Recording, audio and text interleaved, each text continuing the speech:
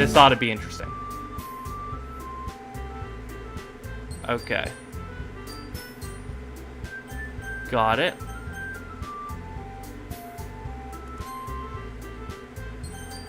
Alright. I don't know a lot. Why are you playing it on stream? Because I don't know. I felt like maybe I should play it on stream. I don't know where this is gonna go, but this ought to be interesting. So let's just do it. Alright, we need a name.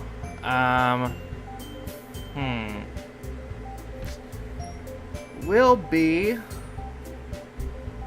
trying to think of a good name. Will be... oh... fuck. There I was, bud.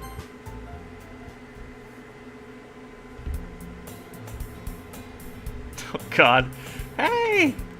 I see an annoying girl running towards me from a distance, waving her arms in the air like she's totally oblivious to any attention she might draw to herself.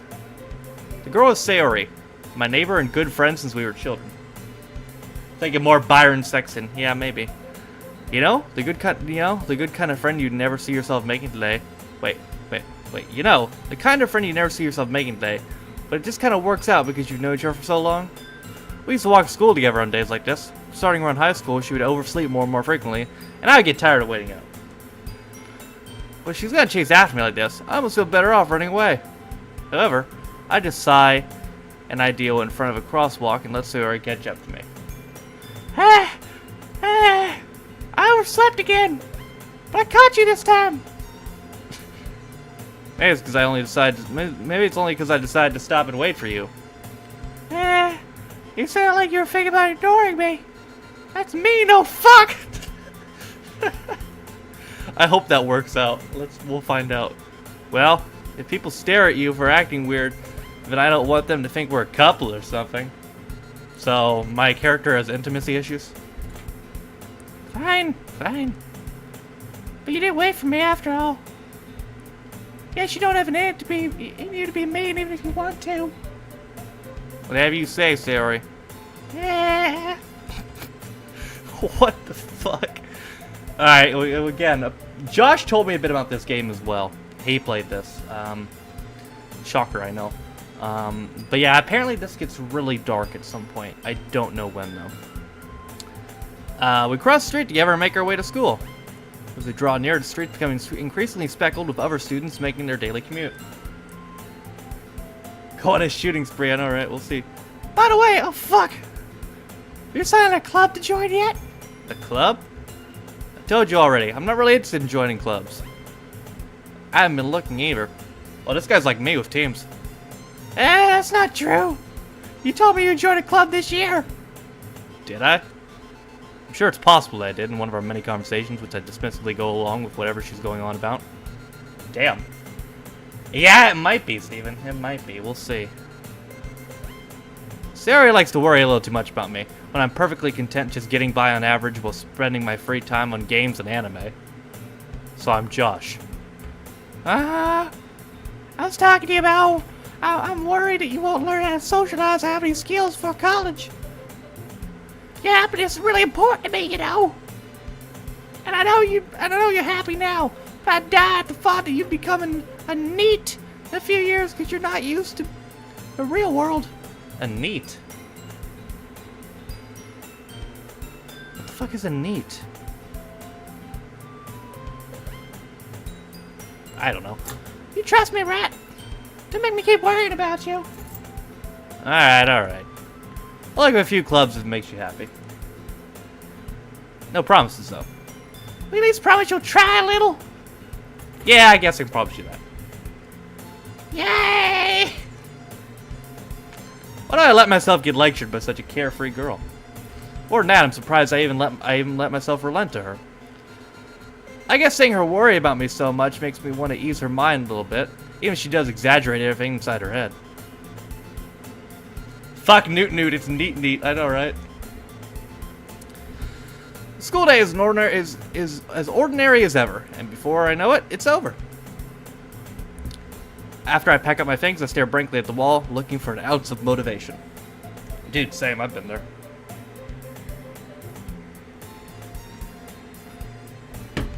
Give me strength, wall. Clubs. Sayori wants me to check out some clubs. I guess I have no choice but to start with the anime club. Hello? Sayori? Sayori must come in the classroom when I was spacing out. Look around and realize I'm the only one left in the classroom. Thought I'd catch you coming out of the classroom, but I saw you just sitting here and spacing out, so I came in. Oh, really, Steven? That makes sense. You staying up to stick your schedule. Yeah, well, gotta do it somehow. Honestly, it even works for me sometimes. I'm impressed. Fucking. Well, I thought you might need some encouragement, so I thought, you know. Know what? Well, I thought you could come to my club. Sayori? Yeah? There's no way I'm going to your club. Meanie! Sayori is vice president of the literature club. Not that I was ever aware she had any interest in literature. In fact, I'm only 99% sure she did it because she thought it would be fun to help start a new club. Since she was the one to show interest after the everyone who proposed the club, she inherited the title Vice President. That said, my interest in literature is guaranteed to be even less.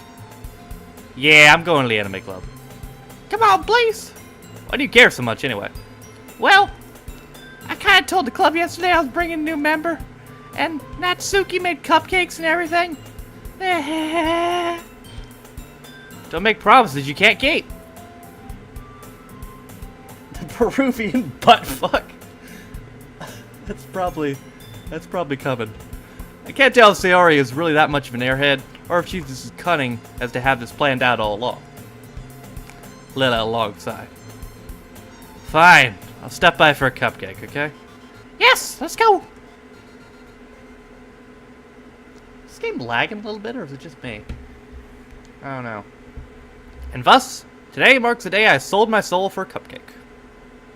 I dejectedly follow Sayori around the school and upstairs, a section of the school I rarely visit, being generally used for third-year classes and activities. Sayori, full of energy, swings open the classroom door. Everyone, new members here! I told you, don't call me new Eh? I glanced around the room. Welcome to the Literature Club. It's a pleasure meeting you.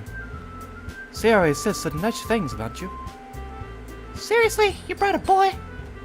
Gonna kill the atmosphere? Ah, oh fuck, what a nice surprise! Welcome to the club. All words escape me in this situation. This club is full of incredibly cute girls. Whoa. What are you looking at? You wanna say something? Say it. Sorry. Natsuki?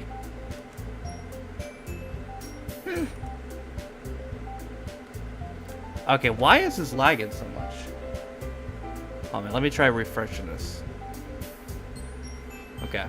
The girl with sour attitude, whose name is apparently Natsuki, is the one I don't recognize. Her small figure makes me think she's probably a first year. She's also the one who made the cupcakes, according to Sayori. Oh, hold on a minute. Maybe game captures what's fucking with this. Let's see if that helps. You can just ignore her when she gets moody.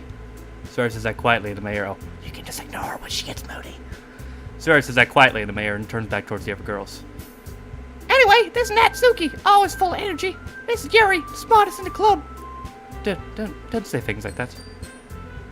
Yuri, who appears comfortably more mature and timid, seems to have a hard time keeping up with people like Sayori and Natsuki. So girls actually Pennywise, I buy it. Ah, well, it's nice to meet both of you. Sounds like you already know Monica, is that right? That's right! It's great to see you again, oh fuck. Monica smiles sweetly. We do know each other. Well, we rarely talk, but we were in the same class last year. Monica's probably the most popular girl in class. Smart, beautiful, athletic, basically completely out of my league. So having her smile at me genuinely feels a little... You too, Monica? You too, Monica. Come sit down, oh fuck! I made some room for you at the table, so you can sit next to me or Monica. I get the cupcakes. Hey, I made them! I get them! Sorry, I got a little too excited. How about I make some tea as well? I bet you would, Steven. The girls have a few desks arranged to form a table. As Sayori mentioned, it's been widened, so there's one space next to Monica and the other next to Sayori. Natsuki and Yuri walk over to the corner room where Natsuki grabs a wrapped tray and Yuri opens a closet. Still feeling awkward, I take a seat next to Sayori. Natsuki proudly marches back to the table, tray in hand. Okay, are you ready? Ta-da! Natsuki lifts the foil off the tray to reveal a dozen white fluffy cupcakes decorated to look like little cat ears. Or little cats. The whiskers are donned with icing and little pieces of chocolate were used to make ears. So cute! I bet you would see it. Why is this? It's lagging very weirdly. I'm not sure why. Okay, now it's good. I had no idea you were so good at baking, Natsuki. You know. So hurry up and take one. Sarah grabs the first and Monica, I follow. It's delicious. Sarah talks with a mouthful and has already managed to get icing on her face. I turn the cupcakes around in my fingers, looking for the best angle to take a bite. Natsuki is quiet. I can't help but notice her sneaking glances in my direction. Is she waiting for me to take a bite? I finally bite down. The icing is sweet and full of flavor. I wonder if she made this herself. This is really good! Thank you, Natsuki. What are you thinking, me? It's not like I I heard this somewhere before. made them for you or anything. Gonna stab Natsuki. God damn it, Steven. I thought you technically did. Sayori said. Well, maybe. Bitch. But after, you know, you dummy. Alright. I give up on Natsuki's weird logic and dismiss the conversation. Yuri returns to the table carrying a tea set. She carefully places a teacup in front of each of us before setting down the teapot next to the cupcake tray. You keep an eye on the tea set in this. Wait. Oh, you keep a whole tea set in this classroom? Don't worry, the teachers gave us permission. After all, doesn't a hot cup of tea help you enjoy a good book? I guess. Don't let yourself get intimidated. Yuri's just trying to impress you. That's mad. Alright, Steven. Oh, fuck's gonna go ham pretty soon. Insulted, Yuri looks away. I meant that, you know. I believe you. Well, tea and reading might not be a pastime for me, but I enjoy tea. I'm glad. Yuri faintly smiles to herself in relief. Monica raises an eyebrow and then smiles at me. So, what made you consider the literature club? I was afraid of this question. Something tells me I shouldn't tell Monica that I was practically dragged here by Sayori. Well, I haven't joined any clubs yet, and Sayori seemed really happy here, so... That's okay, don't be embarrassed. We'll make sure you feel right at home, okay? As president of the literature club... as president of the literature club, it is my duty to make the club fun and exciting for everyone. Monica, I'm surprised. How come you decided to start your own club? Ugh. You could probably be board member for any of those major clubs. Weren't you leader of the debate club last year? Well, you know. To be honest, I can't stand all the politics around the major clubs. Feels like nothing but arguing about the budget and publicity and how to prepare for events. Your life has changed. 2018 was a good year. New house, new school. That's awesome, dude. He's staying in the same city? Or he's getting a new house? Close. I'd very much be taking something I personally enjoy and making something special out of it. And if it encourages others to get into literature, then I'm fulfilling that dream. Monica's a really great leader. Yuri also nods in agreement. I'm surprised there aren't more people in this club yet. Must be hard to start a new club. You could put it that way. Not many people are very interested in putting all the effort into starting something brand new. Oh, really? 5 minutes away? That's pretty good. It's a nice house. I'm happy for you, dude. It's awesome. Especially when it's something that doesn't grab your attention, like literature. You have to work hard to convince people that you're both fun and worthwhile. But it makes school events like the festival that much more important. I'm confident we can all really grow this club before we graduate. Right, everyone? Yeah, We'll do our best. you know it. Everyone enthusiastically agrees. Such different girls all interested in the same goal. Monica must have really worked hard to find these three. Maybe that's why they're also delighted by the idea of new member joining. Though I still don't really know if I can keep up with the level of enthusiasm about literature. So, Fuck, what kinds of things do you like to read? Well, considering how little I've read these last few years, I don't really have a good way of answering that. Manga? Oh, in early January? Oh, cool, dude. That's next month. Actually, early January. That's like 2 weeks. I mutter quietly to myself, half joking. Natsuki's head suddenly perks up. It looks like she wants to say something, but she keeps quiet. Nah, not much of a reader, I guess. Oh, not much of a reader, I guess. Well, that can change. What am I saying? I spoke without thinking or seeing Yuri's sad smile. Anyway, what about you, Yuri? Well, let's see. Yuri traces the rim of her teacup with her fingers. My favorites are usually novels that build deep and complex fantasy worlds. Your no school's gonna be amazing? Well, awesome, Steven. That should be fun.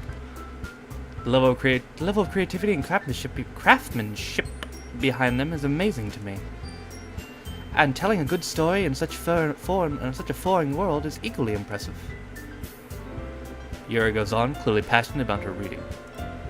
She seems so reserved and timid since the moment I walked in, but it's obvious by the way her eyes light up that she finds comfort in a world of books, not people.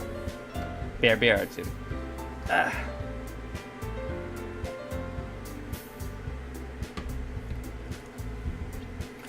But you know, I like a lot of things.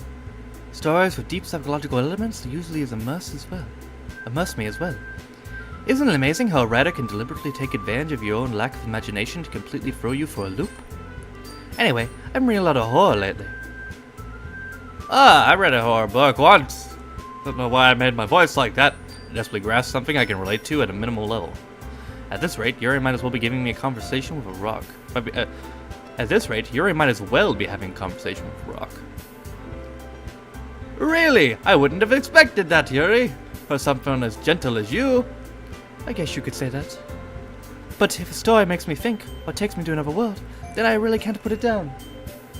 Surreal horror is often very successful at changing the way you look at the world, if only for a brief moment. I hate horror. Oh, why is that? Well, I just... Natsuki's eyes dart over to me for a split second. Never mind. That's right. You usually like to write about cute things, don't you, Natsuki? What?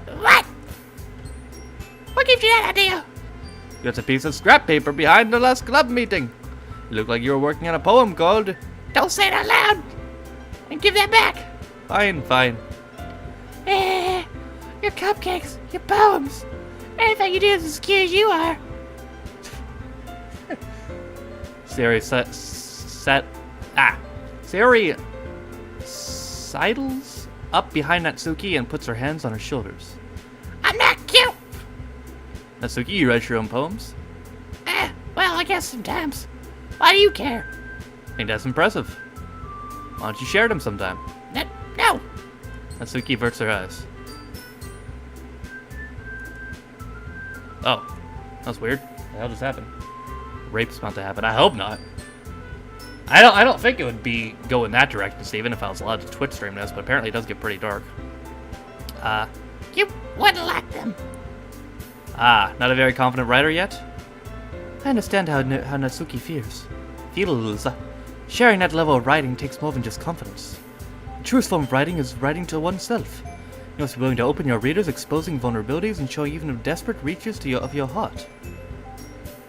Do you have writing experience too, Yuri? Maybe if you share some of your work, you can set an example and help Natsuki feel comfortable enough to share hers. Called out. Guess it's the same for Yuri. I want to read everyone's poems. I want to read everyone's poems. Huh? How many of them want to fuck you then? That's a good question, Steven. I don't know. We all sit in silence for a moment. Okay, I have an idea, everyone. Natsuki and Yuri look quizzically at Monica. Let's all go home and write a poem of our own. Then, next time we meet, we'll all share them with each other. That way, everyone is even. Yeah, let's do it. Plus, now that we have a new member, I think it'll help us get all a little more comfortable with each other and strengthen the bond of our club. Isn't that right? Oh, fuck. Monica smiles warmly at me once again. Hold on, there's still one problem. What's that? Now we're back to the original topic of me joining the club. Only come forward has been on my mind the entire time. I never said I would join a club! Sorry, may have convinced me to stop by, but I never made any decision. I'm sorry I made clubs to look at, and, lose my train of thought. All four girls stay back to me with dejected eyes. But, I'm sorry, I thought. Oh, fuck. Do an Indian accent for the good. What's up, Hotshot? I'm playing Doki Doki Literature Club. It's a anime type game that apparently goes dark really quick. I don't know about really quick, but pretty soon it goes dark. So we'll see what happens. You all, I'm defenseless against these girls. How am I supposed to make a clear decision when it's like this? That is, if writing poems is the price I need to pay in order to spend every day with these beautiful girls. Right. Okay, I've decided then. I'll join Literature Club. One by one, the girls' eyes light up. Yes, I'm so happy. Sarah wraps her arms around me, jumping up and down. Hey. You really did scare me there for a moment. Adds over and I repeat it. Oh, that's a plan, Steven. I'm gonna play this the entire stream. Apparently it's like a 4-hour game. Hotshot, this is a game. It's basically like a simulator game, or it's just like a click and point game, or no, what is it? It's basically just a storybook game, actually.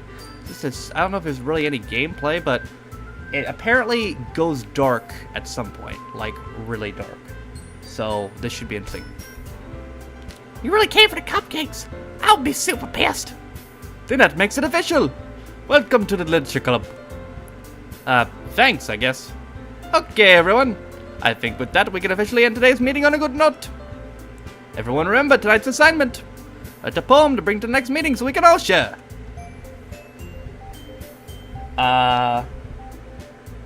You sure there won't be any any sex hentai shit? I don't think so, Hotshot. I mean, this is an official game on Twitch, you know, like they have a section for it and everything. There's even a community. So, no, it's not an all-girls school, it's an all-girls club, though. Monica looks me over once more. Oh, fuck.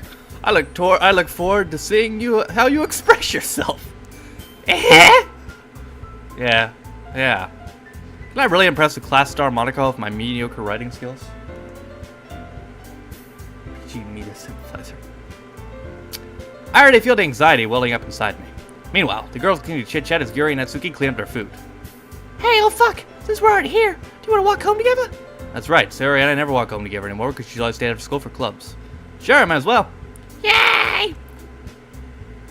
So what made you what made you play this and how did you get it? It's very popular right now among Let's Players and just people in general, especially Let's Players. Nice, Hotshot, congrats. Well, early congrats, don't want to jinx anything, but how did I get it? It's free. This is free to play on Steam. Just go to Steam, type in Doki Doki Literature Club. With that, the two of us depart the club room and make our way home. The whole way, my mind wanders back and forth between the four girls. Sayori, Natsuki, Yuri, and of course Monica. Will I really be happy spending every day after school in a literature club? Perhaps I'll have the chance to grow closer to one of these girls. Alright, I'll just need to make most of my circumstances, and I'm sure good fortune will find me.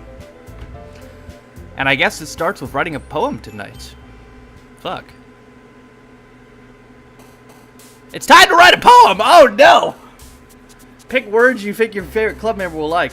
Something good will happen with whoever likes your poem the most.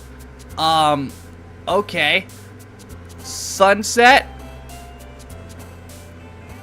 Love.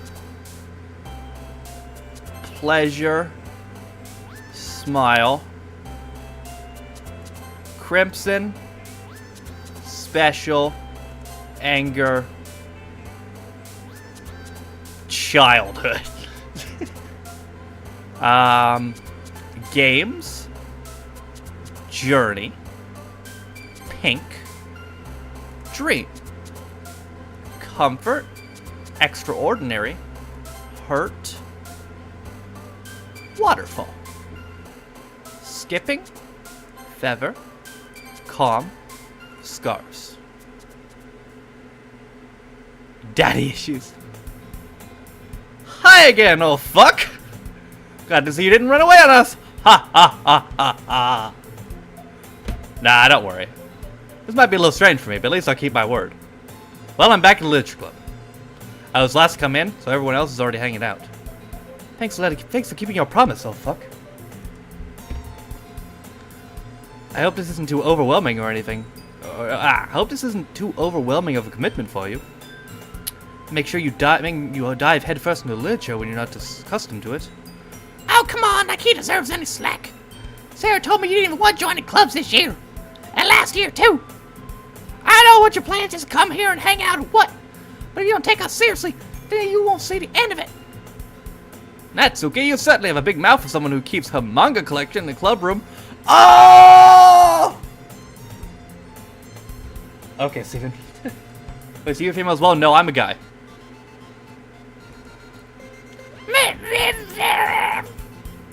Natsuki signs herself between saying Monica and manga. Mega is literature! Swiftly defeated, Natsuki pops back into her seat. Don't worry, guys. Oh, fuck always gives his best as long as he's having fun. He helps me with busy work without me even asking. Like cooking, cleaning, my room. How dependable. Please end me this torture.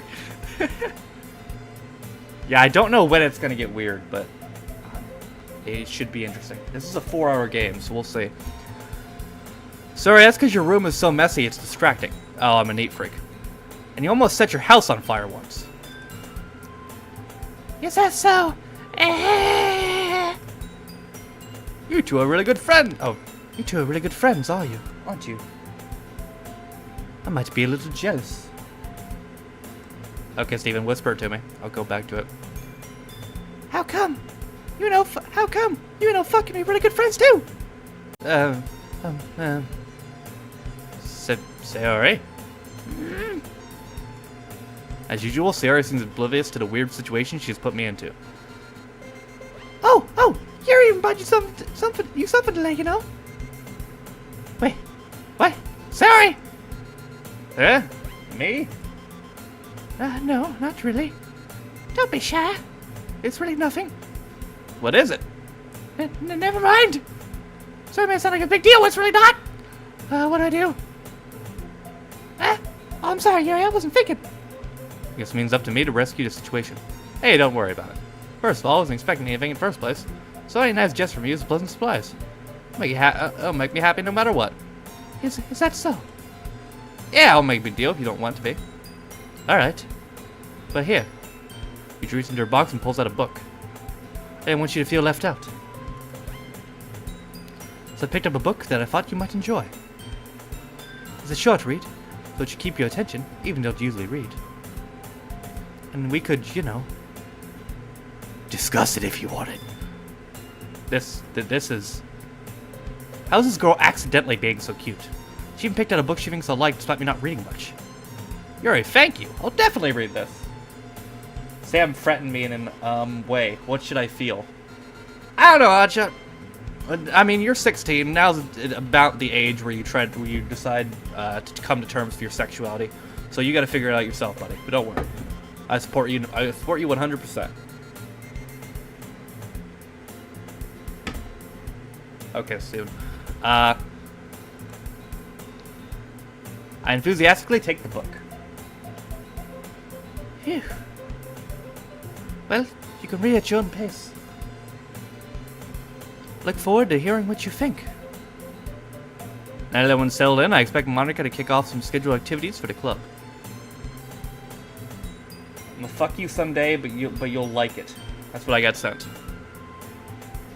Well, will you, Hotshot? That's up to you to find out. Oh, I already read that. It doesn't seem to be the case. Sayori and Monica are having a cheery conversation in the corner. Yuri's face is already buried in a book. I can't help but notice her intense expression, like she was waiting for this chance. Meanwhile, Natsuki is rummaging around in the closet. Man. He's your E-dad? I don't think that's how it works, Sasha. Looks like no one wants to be bothered today. Slumped down near his desk. How am I supposed to occupy myself with something literature related by myself like this? Guess I could always read some of the book Yuri gave me. I'm feeling a little too tired to read. I could probably fall asleep right now. I close my eyes and end up listening in on Sayori's conversation with Monica. Ugh. We're probably gonna seem really lame compared to all the other clubs, though. Well, we can't give up. And look at it that way. Incest is the obvious reason for your existence. God damn it. Is that right, Oddshot? Well, that's. I'm not gonna read that, but that's good to know. Out loud. The festival is our chance to show everyone what literature is all about. The problem is, the idea of a literature club sounds so immense. It's too dense and intellectual. But it's not like that. It's not all like that, you know. We just need a way of showing that to everyone. I think it really speaks to their creative minds. Check whispers I will soon. It doesn't sound a problem, though. What do you mean? It'll come with the most fun thing ever. Nobody will be the first place. Nobody will come first place if it's a literature event. Nobody will come in the first place, oh. So it's more important to figure out how we get people to show up in the first place, you know? And after they come, we can do things that speak to their creative minds. What's this? Sayori is taking this really seriously. It's rare to see her deliberating like this. Fish, shopping nice, Hotshot. You went to Watford shopping center first time, barely anything good, and all expensive, I'll get you. Okay, Stu. Huh, that's a good point. In that case, do you think food will do the trick? What kind? Well, I guess we could... Cupcakes! Ha, good thinking. Good thinking, Mark. Natsuki would love to do that. You're right. Natsuki makes the best cupcakes. That works out perfectly. That wasn't why you suggested it? Cupcakes Speak to my creative tummy. Cupcakes it is, then. I'm hungry. Anyway, we still need to work out the details of the event itself. Whoa. What the hell just happened?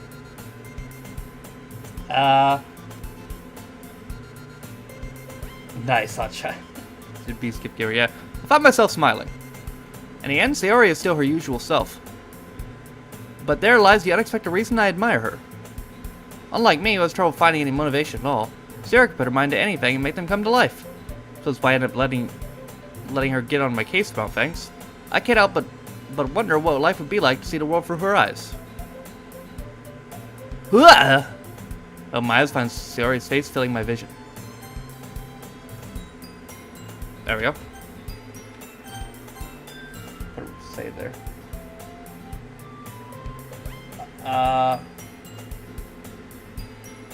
I don't know, Hotshot. We'll see. It could go that way. We'll see. We'll see where it goes. I hope my eyes find Sayori's face filling my vision. Nearly fall out of my chair. Sorry. Wait. Actually, I'm not sorry at all. It's your fault for sleeping like that. This is a napping club. Does our school have a napping club? You're staying up late again, are you? Now that you're in a club, you're gonna have less time for anime, you know. You get used to it. Don't say that out loud.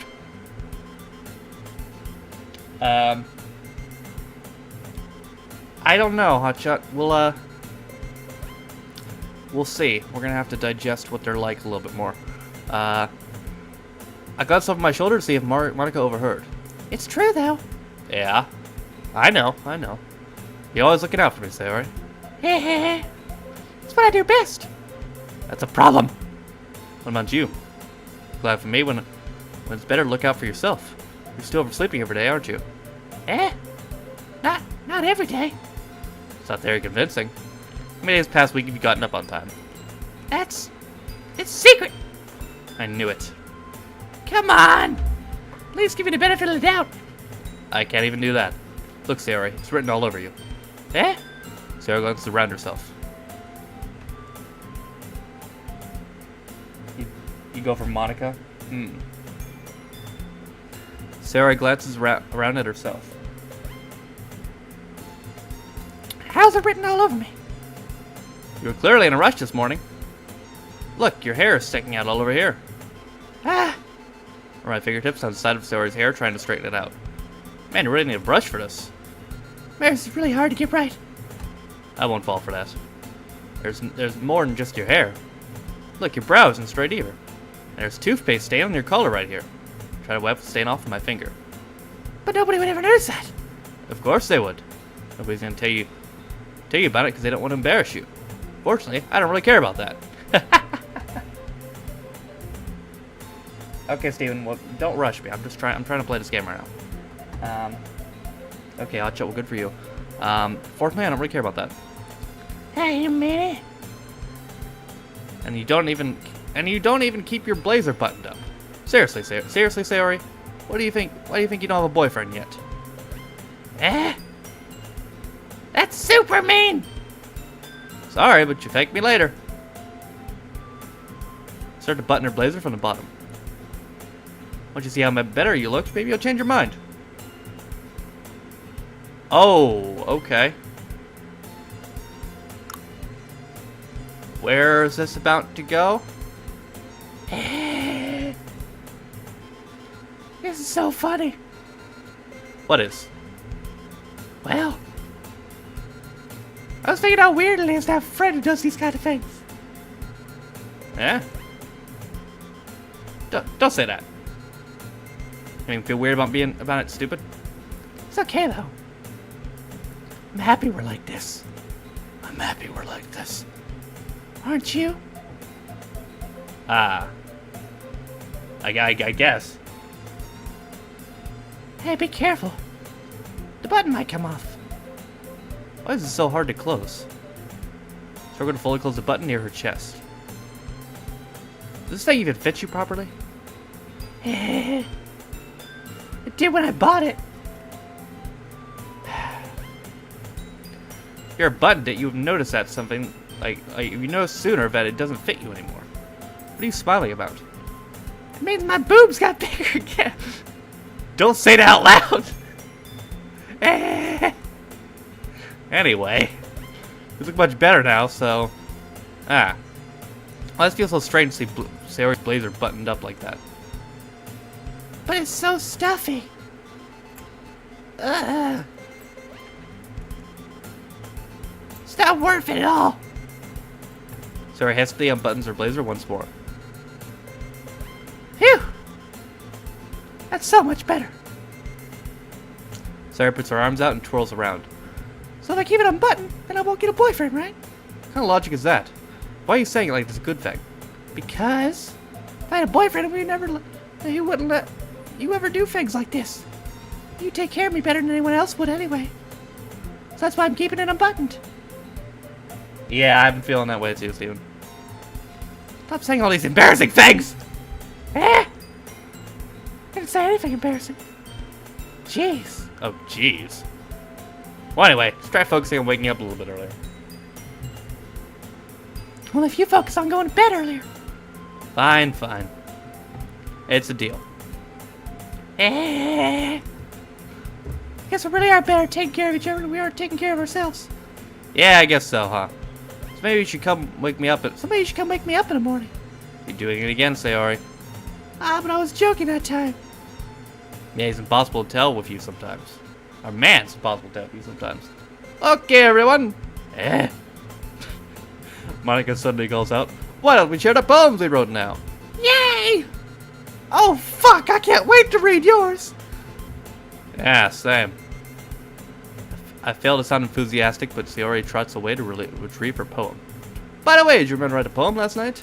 Yeah. The relaxation ends. Can't believe I agreed to do something so embarrassing. Couldn't really find much inspiration since I'd never really done this before. Oh, gee, what?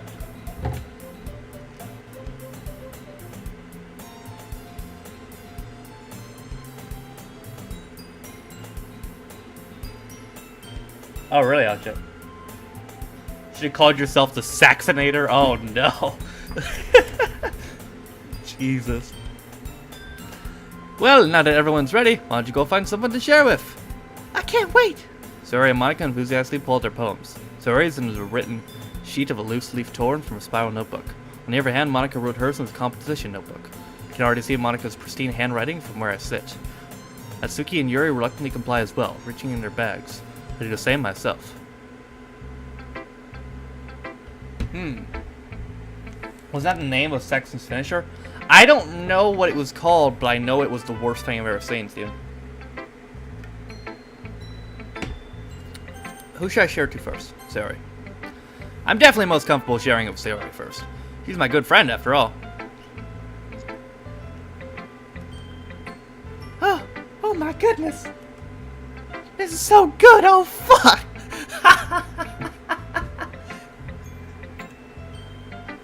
Eh? I love it. I had no idea you were such a good writer. Sayori. You must be seriously overreacting. I'm not a good writer at all. I honestly have no idea what I'm doing. Well, maybe that's why. Because I have no idea what I like either. Ah! Jeez. Sure, Yuri's opinion has to be a little more constructive than this. Even Natsuki's. Are you sure you don't like it just because I wrote it? Eh? Well, I'm sure that's part of it. I think I understand you better than a lot of people, you know. So when I read your poem, it's not just a poem. It's an oh fuck poem! And that makes me feel extra special.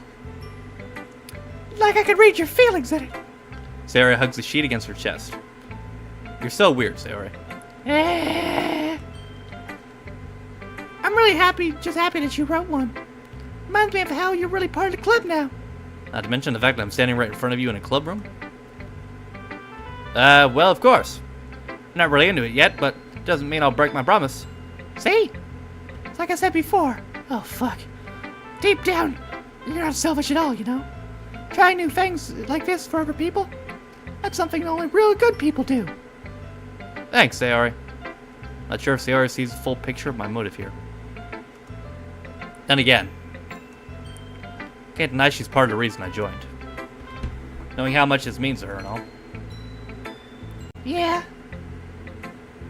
Brian Lawler? Jared Lawler's son? Oh, fucking, what was his name? Grandmaster Sexay, right? The Worm? And I'm gonna make sure you have lots of fun here, okay? That'd be my way of thanking you. Alright, I'm gonna hold you to that then. Yay! Now you'll read my poem too, right? Don't worry, I'm really bad at this. We'll see about that. Dear Sunshine, the way you glow for my blinds in the morning, it makes me feel like you miss me. Kissing my forehead to help me out of bed, making me rub to sleepy from my eyes. Are you asking me to come out to play? Are you trusting me to wish away a rainy day? I look above, the sky is blue. It's a secret, but I trust you too. If it wasn't for you, I could sleep forever. But I'm not mad. I want breakfast.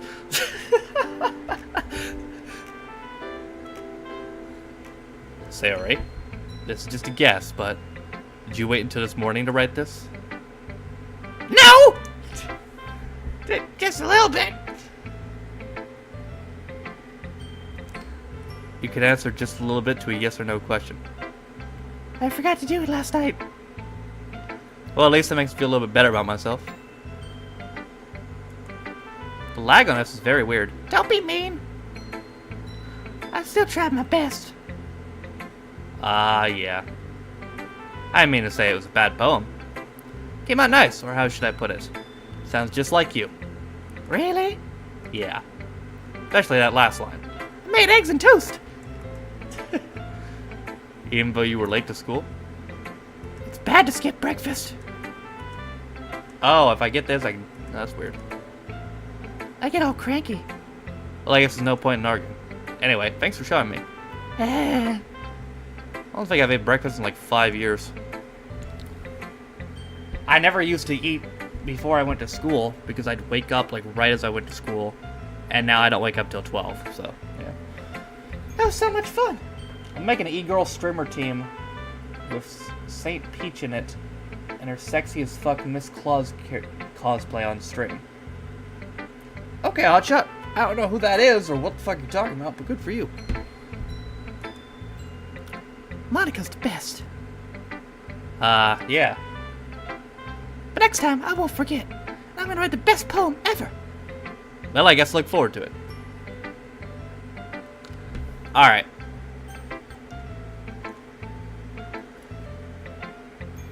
I don't even know who that is, dude. Why, the lag on this is very weird. Is it supposed to be? It is a free-to-play game, so I shouldn't be complaining too much. Yeah, I'll go with Monica. Whoa. Whoa. Hi! Oh, fuck. Having a good time so far? Yeah. Good. Glad to hear it. By the way, you've enjoyed doing everything. If you ever have any suggestions for the club, like new activities or things we can do better, I'm always listening. Don't be afraid to bring things up, okay? Alright, I'll keep that in mind. Of course I'll be afraid to bring things up. Much better off just going to flow until I'm more settled in. Anyway, want to share your poem with me? Kind of embarrassing, but I guess I'll have to. Ah ha ha ha ha ha. Don't worry. Oh, fuck. Well, a little embarrassed today, you know. That's sort of barrier we have to learn to get past soon. Yeah, that's true. I am Monica, my poem. I like this one. It makes me think of something Sayori would like. Is that so? You and Sayori are really good friends, right? I wouldn't be surprised if you had all sorts of things in common. Ah, well. We may be good friends, but Sayori and I are actually really different. Well, that may be the case. But maybe there's some similarities that you wouldn't expect. You're gonna swipe her more swiping some cookies. Alright, that's fun, Hotshot. The way she talks about you, sounds like the two of you really care about each other's well-being, right? Did it say well-being or just cut off? Even if you short in different ways, it ends up being more similar than you think. I think that's kind of the vibe I get when reading a poem. You sure you're not reading into it too much? I could be. Oh gosh, it sounds like Yuri. But in any case, Sarah's writing has kind of a gentle feel to it. Swiper, no swiping. I can tell she likes exploring with emotions, like happiness and sadness. Who knows that someone so happy would enjoy the sad things too? Yeah, that's totally unexpected. But do it your own. And you shouldn't be afraid to experiment a little bit either. I'm sure I'll end up trying different things a lot. Oh, I shouldn't be afraid to end up experimenting. Wait, what was the line? I shouldn't be afraid to end up experimenting with things either. I'm sure I'll end up trying different things a lot. It could take a while before I feel comfortable doing this. That's okay. This team's AVI is legit a cock. PZ? I love to see you try new things. That's the best way to find this kind of style that suits you. Everyone else might be a little bit biased towards other kinds of styles, but always help you find what suits you most. So don't force yourself to write the way everyone wants you to write. It's not like you'd have to worry about impressing them or anything. Anyway, do you want to read my poem now? Don't worry, I'm not very good. Sound pretty confident for someone who claims not to be very good. Well, that's because I have to sound confident. That doesn't mean I always feel this way, you know. I see. Well, let's read it then. Oh, a clock. I got you, Joe.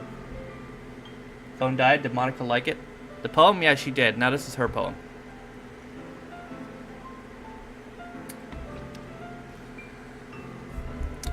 Hole in wall. It couldn't have been me. See the direction the sparkle protrudes. A nosy neighbor? An angry boyfriend? I'll never know. I wasn't home. I peer inside for a clue. No, I can't see. I reel. Blind. Like a film left out in the sun. But it's too late. My retinas. Already scorched with a permanent copy of meaningless image. It's just a little hole. It wasn't too bright. It was too deep. Stretching forever and everything. A hole of infinite choices. I realized now that I wasn't looking in. I was looking out. And he, on the other side, was looking in. Okay. Good for you, Keisha. So, what did you think? It's very free form, if that's what you call it. Sorry, I'm not really the right person to ask for feedback. It's okay. Yeah, that kind of style's gotten pretty popular nowadays. That is, a lot of poems have been putting emphasis on the timing between words and lines. When performed out loud, it can be really powerful. What was the inspiration behind this one? Well, I'm not sure if I know how to put it. I guess you could say that I had some kind of epiphany recently. Been influencing my poems a bit. An epiphany? Yeah, something like that. I'm kind of nervous to talk about deep stuff because that's like coming on strongly. Maybe after everyone's better friends with each other. Anyway, here's Monica's writing tip of the day. Sometimes when you're writing a poem or a story, your brain gets too fixated on a specific point. If you try too hard to make it perfect, then you'll never make any progress. Just force yourself to get down on a paper and tidy up for later. Another way to think about it is this. If you keep your pen in the same spot for too long, you'll get a big dark puddle of ink. So just move your head and go with the flow. That's my advice for today. Thanks for listening. Natsuki or Yuri? We'll go with Yuri.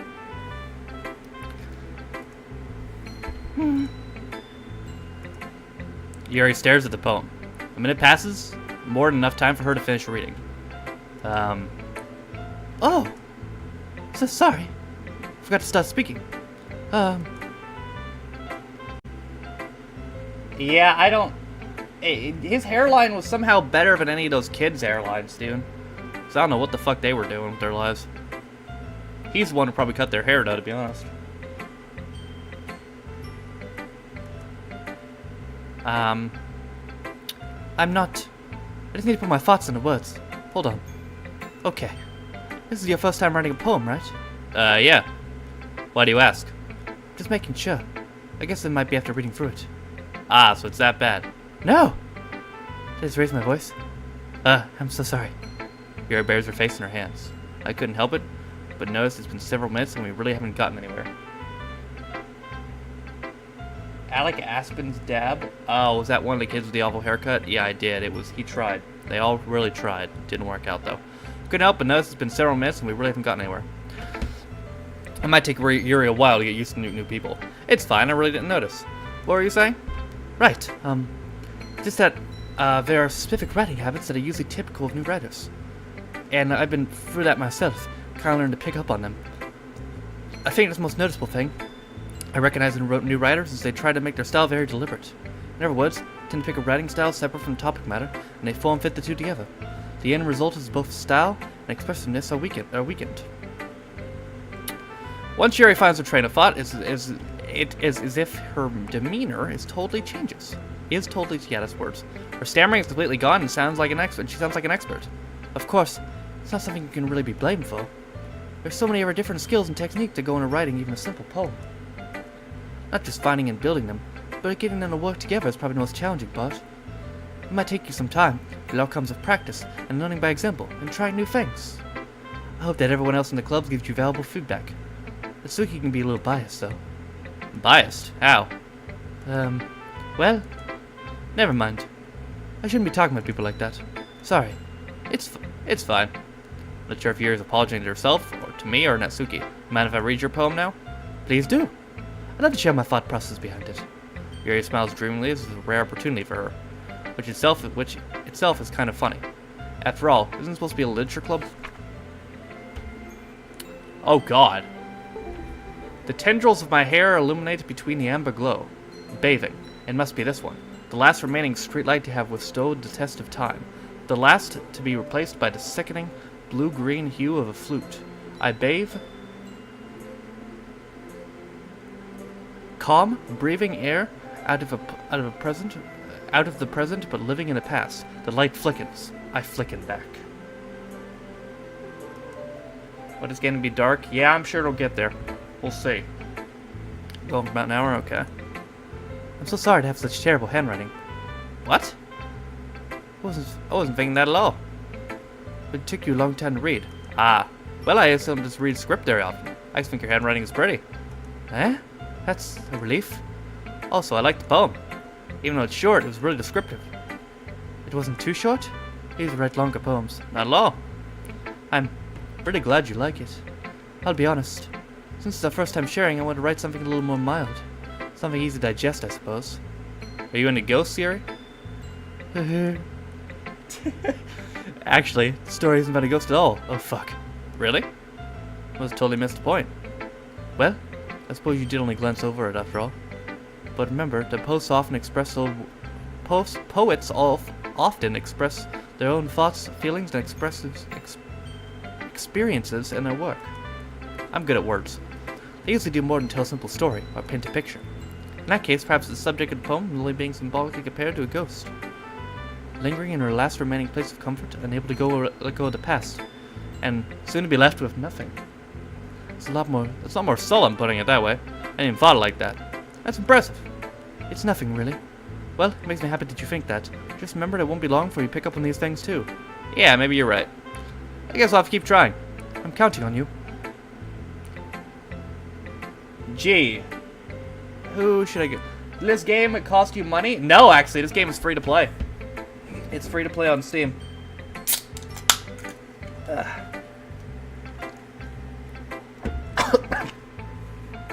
Oh, man. That Dr. Pepper did not sit well with me. Is that what he said, Steven? I couldn't even fucking... I couldn't understand any of that. Ugh. Alright.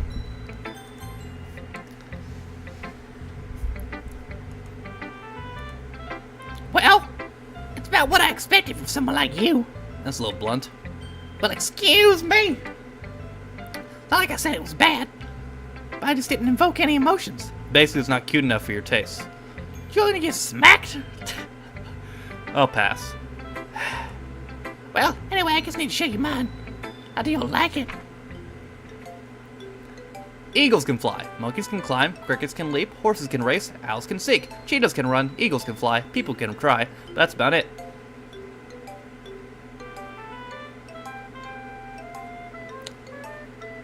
Okay. Yeah. I told you once you're gonna like it. I like it. What? Just be honest. I am. Why are you so convinced that I wouldn't like it? Well, because everyone in high school thinks our writing has to be all sophisticated and stuff. You don't even take my writing seriously. That isn't the point of poems, for everyone to express themselves? Your writing wouldn't make your message any less valid. Yes, exactly. I like it when it's easy to read, but it hits you hard. Like in this poem. Seeing everyone around you do great things can really be disheartening. So I decided to write about it. Yeah, I understand. But the other nice thing about simple writing is it puts more weight on the wordplay. Like, I set up a rhyme at the end, but it makes it fall flat on purpose. It does bring out the feeling in the last line. So you did. Gets more into it than I realized. That's what it means to be a pro. I'm glad you're learning something. Didn't expect that from the youngest one here, did you? Yeah, I guess not. Is that the humor of one last compliment? I don't really care how old everyone is, but Natsuki is feeling proud and I won't take that away from her. Whew. Guess it's everyone. I glanced around the room. That was a little more stressful than I anticipated. If everyone is judging me for my mediocre... judging me for my mediocre writing abilities. Even if they're just being nice, there's no way my poems can stand up to theirs. This is a literature club, after all. I sigh. I guess it's what I ended up getting myself into. Across the room, Sayori and Monika are happily chatting. My eyes land on Yuri and Natsuki. They gingerly exchange sheets of paper, sharing their respective poems. As they read in tandem, I wait for each of their expressions to change. Natsuki's eyebrows furrow in frustration. Meanwhile, Yuri smiles sadly. What's with this language? The owner said I have to wait. Who knows? Prior to DM me? You have to wait. You have to wait. That's weird. Eh? Did you just say something? No, it's nothing. Natsuki dismissively returns the poem to the desk with one hand. I guess you could say it's fancy. Ah, thanks. Yours is cute. Cute?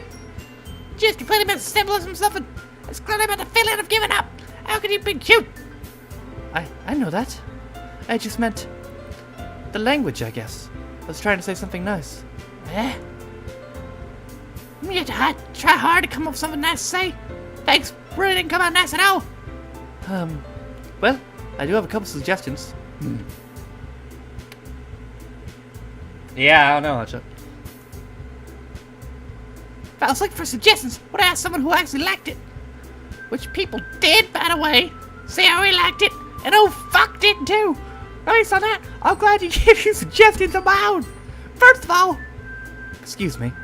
I appreciate the offer, but I spent a long time establishing my writing style. I don't expect it to change anytime soon, unless of course I come across something particularly inspiring, which I haven't yet. And oh fuck like my poem too, you know. Oh!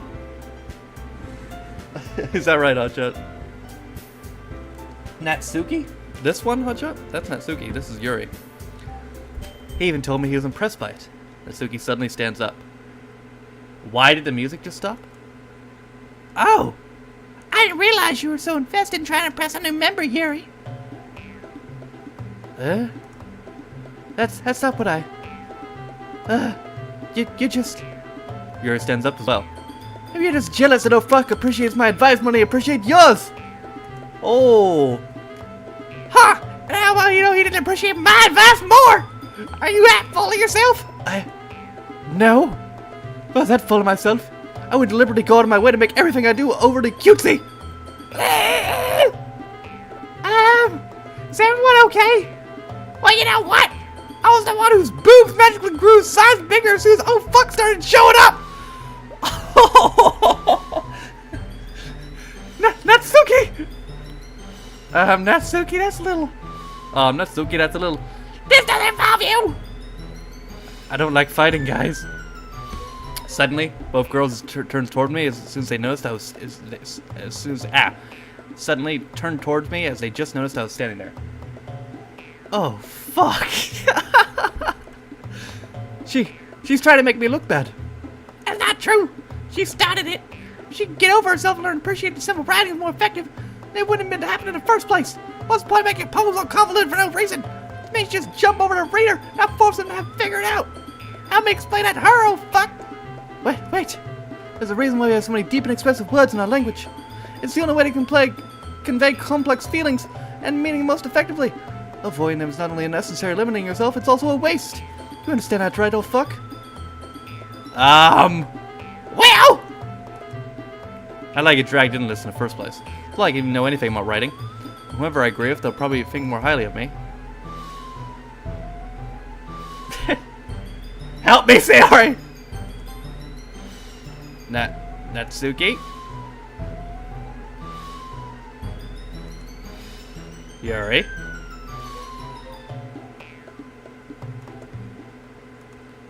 Sayori!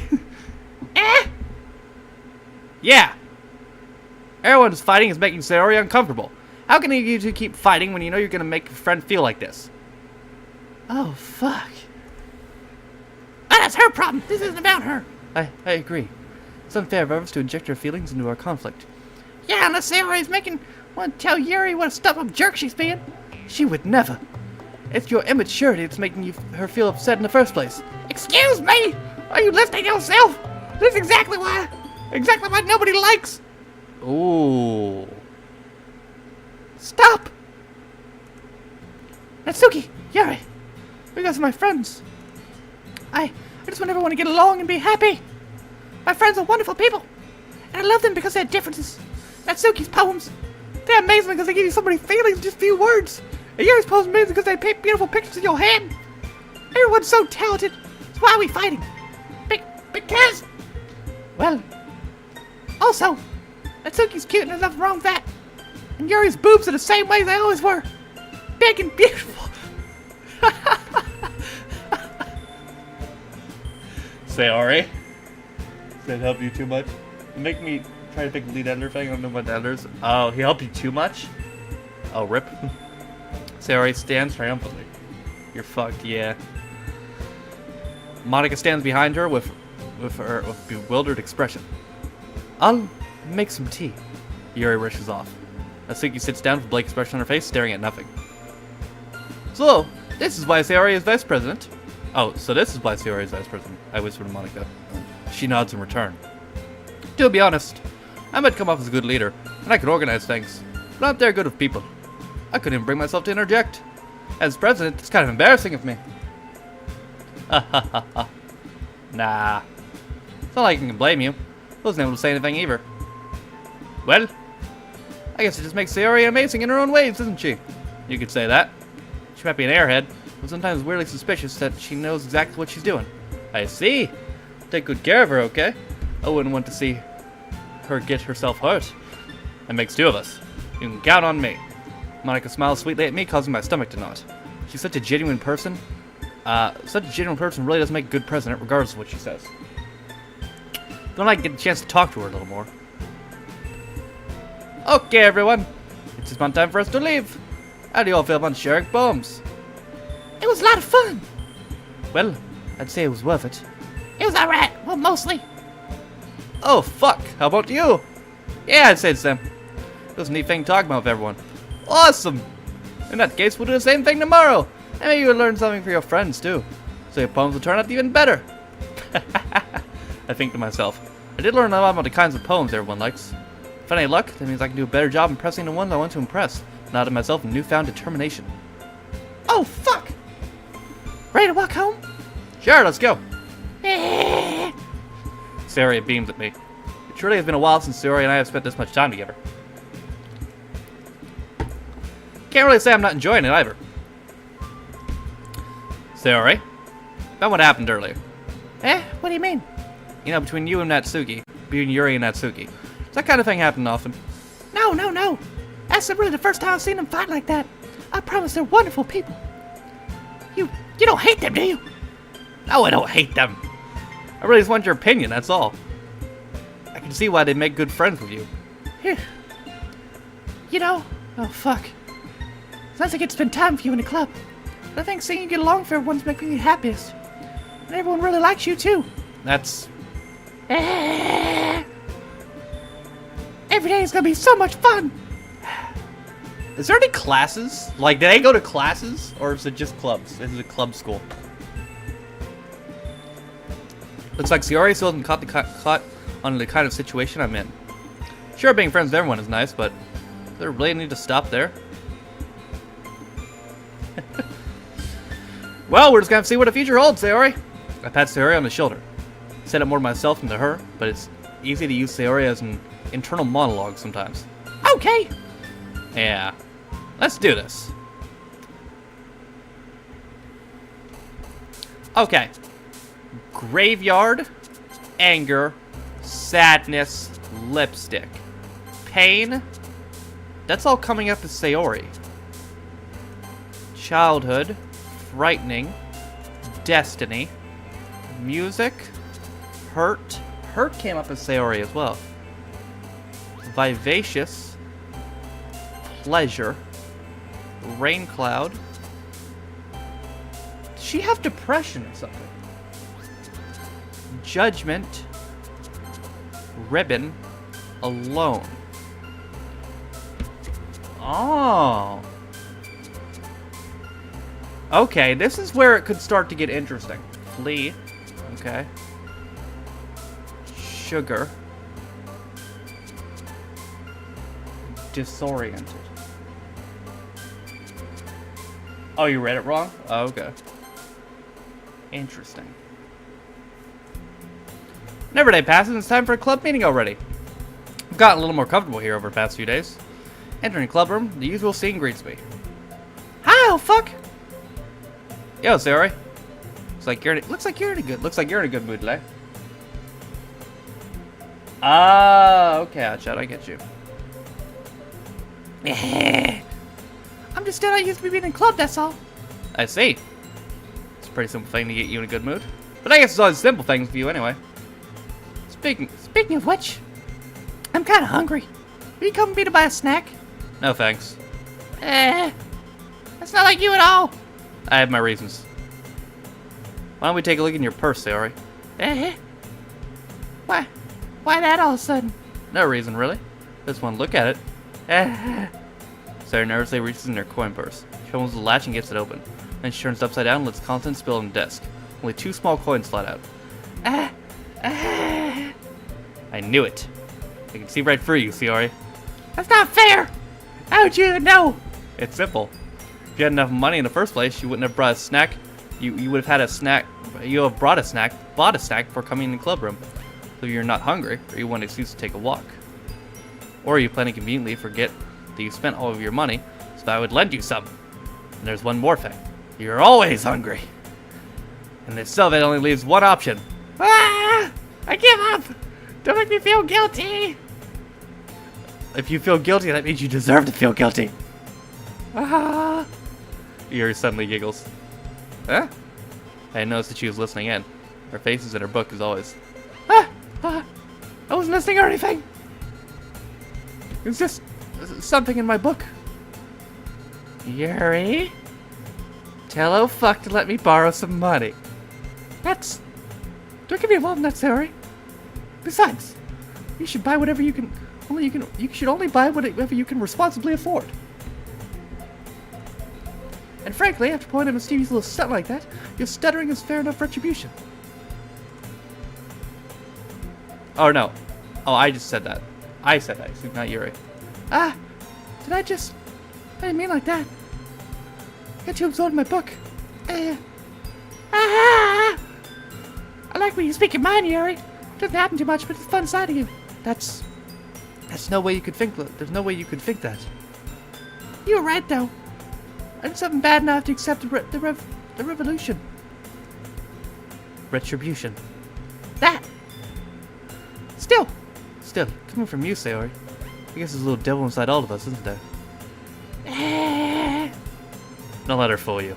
Sarah knows exactly what she's doing. After all, she told you guys she was bringing me to the club before she even told me.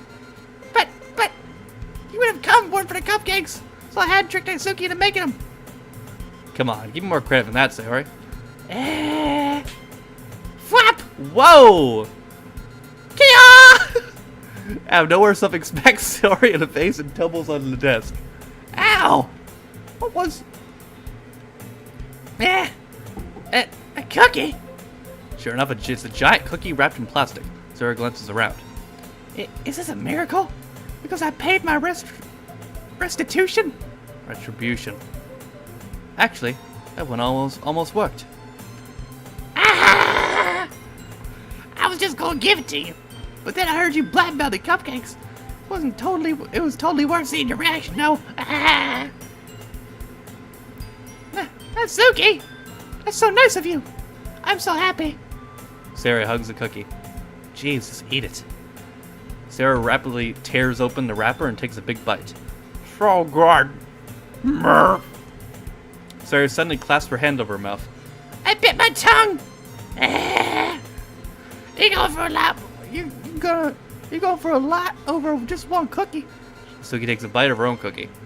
Yours look really good too, Natsuki. Can I try it? Jeez. Beggars can't be choosers. But yours is chocolate. Yeah, why do you think I gave you that one? Fine. Still, I'm really happy that you shared this one with me. Sarah gets out of her seat and goes behind Natsuki and wraps her arms around her. Jeez. I get it. Cookie still in hand, Natsuki reaches up and nudges Sayori off of her. Natsuki suddenly leans down and takes a bite of Sayori's cookie. Hey! You seriously just do that?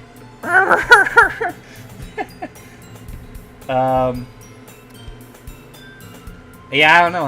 You might just have to wing it. Mouth full, Sayori twats away to safety. Yuri and I laugh as well. Jeez, you're such a kid sometimes. Monica, can you tell Sarah? Natsuki glances around. Monica is in the club room. Where's Monica anyway? Good question.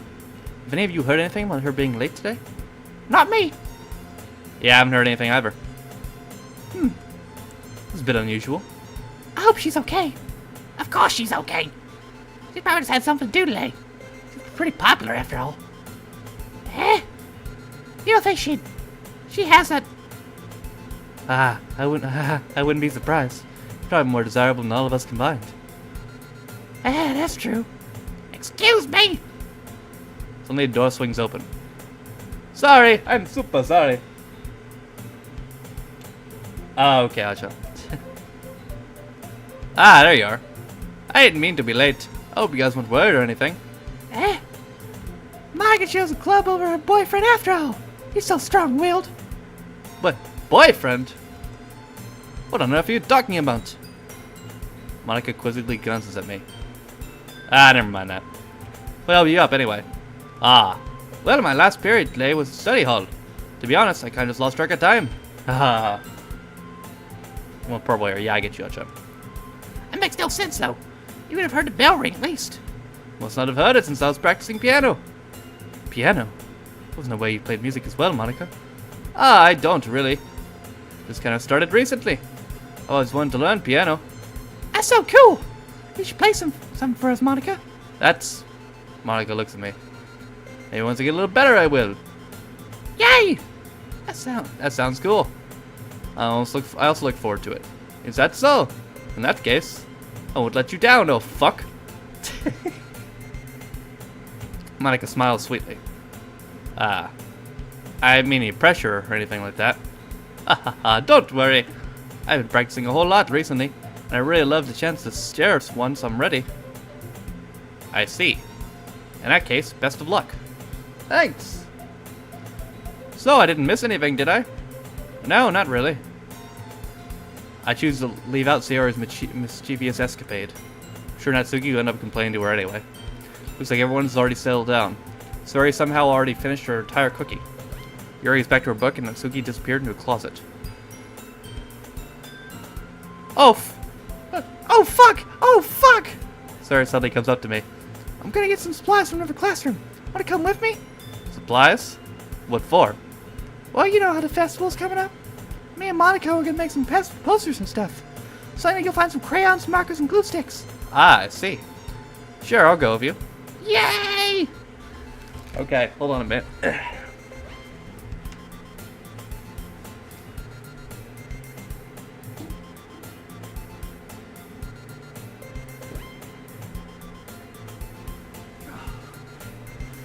My phone's completely charged. That's weird. That's a lot quicker than it usually charges. How long have I had this on the charger? Let me see here.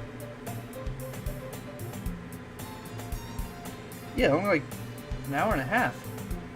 I'm gonna bang in the closet, Jesus Christ. Yeah, I'm sure that's exactly what's gonna happen. Okay, hold on a minute. Share to Twitter. About an hour and a half. Cool. Okay. Oh yeah, you're building your lead over Josh, Hotshot, because Josh hasn't been here, which is a shame because he would really like this.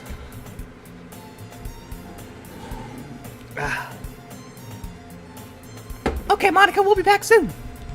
Are you gonna go with oh fuck to get the supplies? There's no need to trouble yourself. I'll be happy to go with him. But I wanted to go. It's so much fun exploring empty classroom and stuff. Okay. I was just suggesting. See if you can find poster paper too, okay? Okay. Ready? Oh, fuck. Yep, let's go. Sayori and I exit the clubroom. I follow behind as Sayori hums and skips around the hallway. Honestly, feels like I'm talking to a kid, taking a kid to a mall or something. Sayori finds pleasure in the simplest things sometimes. Hey, Sayori. What exactly are we doing for the festival anyway? I'm not sure how you would make an event out of literature. Me and Monica have it all planned out. Don't you worry. Is that so? Yep. We're gonna do a poetry performance. A performance? Of what kind? Jesus Christ, hush. Well, everyone's gonna take turns on stage and recite their favorite poems. That sounds kinda dull. Oh, fuck! You're not thinking about it the right way at all. It's not about just reading poems. It's about performing them. Like, say the lines of the poem like, between my feet, the last remaining flower beckons to me. I twist the stem, freeing it from its clinging roots, caressing the final joyous moment between my fingers. But to what ends have I summoned this joy? From now on I look in every direction. The once preposterous field before me is all barren wasteland. like that. Sayori. How do I put this? Alright, good night, Steven. Sure, it's just maybe that's impossible for me to take you seriously when you talk like that. You meanie. Working super hard on this, you know. I know. Just meant like your pretty unordinary contrast to your cute self. Don't say that. It's embarrassing. But I guess that means I'm doing a good job. Yeah, I guess so. I'm so excited. Festival's gonna be so much fun. Sora spins herself around the hallway again. Hey, oh fuck, this classroom over here is empty. Let's begin the mission. The mission, eh? Been a long time since I spent time with Sayori like this. On the end, she hasn't changed one bit. She's nothing but a ball of sunshine drawing happy vibes from the world around her. It's a pretty nostalgic feeling for me. As the years went by, I began to hold myself up in my room more and more. So going adventuring with Sayori brings about a special sort of feeling I forgot I had in me. The two of us enter a classroom. Sayori's head straightens to the closet and I follow. Let's see what we have in here. Crayons! Sayori puts the box full of crayons on the shelf. They're the best brand, too. They're kind of dirty, though. Sayori starts pulling various crayons out of the box, reading color names. Alright, that's one down. Don't get distracted, we still need to find. Wait, I'm looking for my favorite color. I'm fine. Now let's move aside so I can look for poster paper. I dropped one by accident. Smack. Ah! Sayori bends over and smacks her forehead right into the shelf. She falls on the floor and the crayons spill on top of her. Ow! You okay? My forehead. Sayori scratches her forehead. Jeez, Sayori. It's just like you, isn't it? Come on, let me see. Sayori is sitting on the floor. I grab her by the waist and pull her out of the closet. You have to move your hand, Sayori. But it hurts. Let's do it for a second. Oh. That's a pose. Sayori slowly releases her hands from her forehead. I gently brush her bangs to the side. Ow! Sorry. There's a huge red mark in the center of her forehead. A bump is starting to form as well. Man, that's gotta swell up. I should find you some ice. Oh, fuck. Where'd I even find ice around this time? I guess cold drink would do. You don't have to.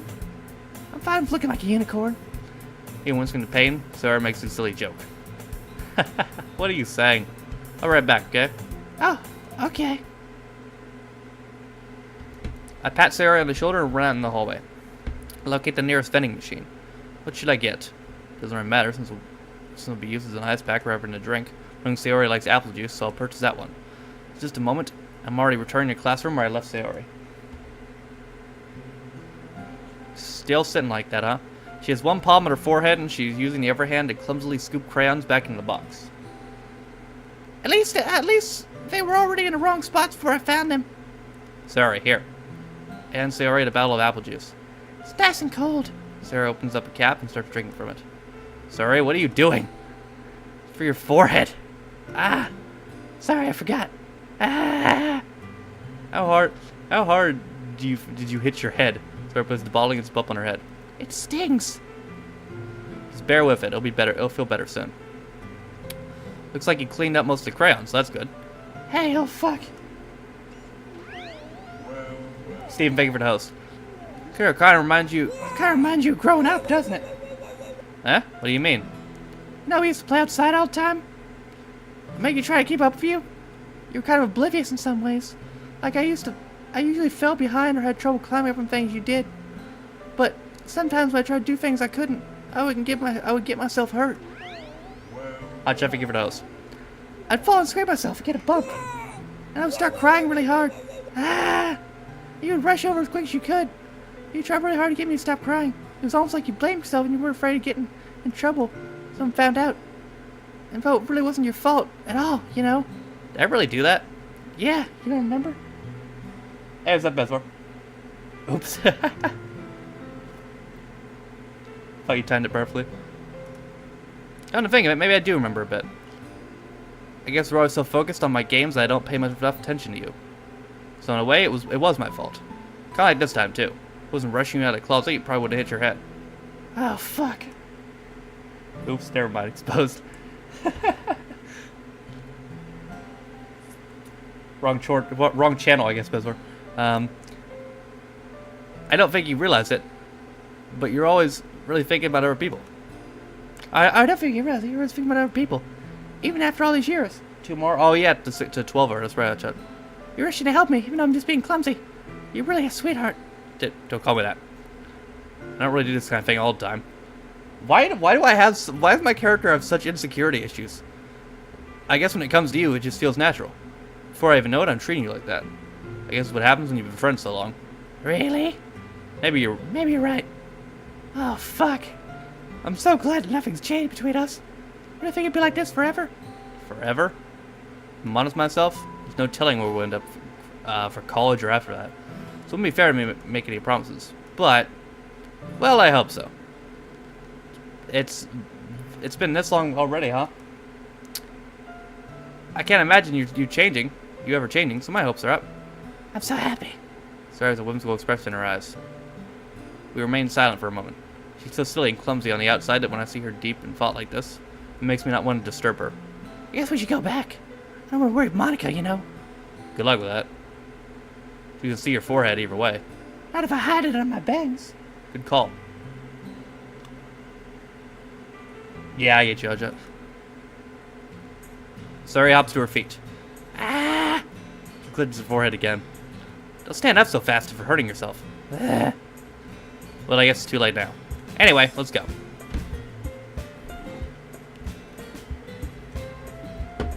Follow Sarai out of the classroom. Sarai plays for bangs, trying to hide the bump without much success. In a moment, we'll make it back to the clubroom. Ah, you're back. Good timing, I was about ready to start sharing with our poems. Eh? Sarai, your forehead. She's fine, don't worry about it. I was playing with crayons, I was back my forehead on this shelf. Well, anyway, we had to find everything we needed. Uh-huh, I have a rat. Sarah frankly glances around herself. I forgot all the stuff. Calm down, Saori. I have it all right here. I found the poster paper, too. Sounds like you ended up doing all the work, oh fuck. Ah, well, Saori, I feel like I'm an excuse for Saori. I made an adventure. Yeah, that. Okay. In any case, good work. I'll start working on the posters tonight. Me too. Okay, everyone. You all ready to share your poems? Guess I should grab mine. Making sure the crayon box closed tightly, I return to my seat. Oh, not this again.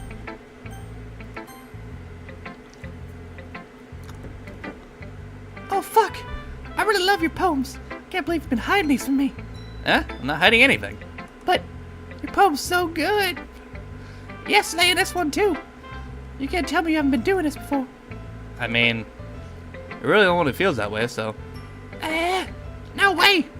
Not even Hatsuki. Well, I guess Natsuki's the least likely to admit how much you like something. But I don't think that's that. What do you mean?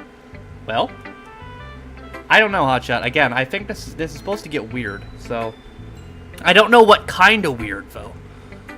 So, I guess I heard dark though, dark weird. So, I don't know about that. I guess I'll be honest about it. It's a lot easier to write poems when I'm thinking about you. What? Stop thinking weird Stop thinking weird things, idiot. I just mean that you're a really expressive person, I guess. Almost as to write poems about my own stupid life. But you somehow make everything in your life an adventure. Even little things. Like cooking.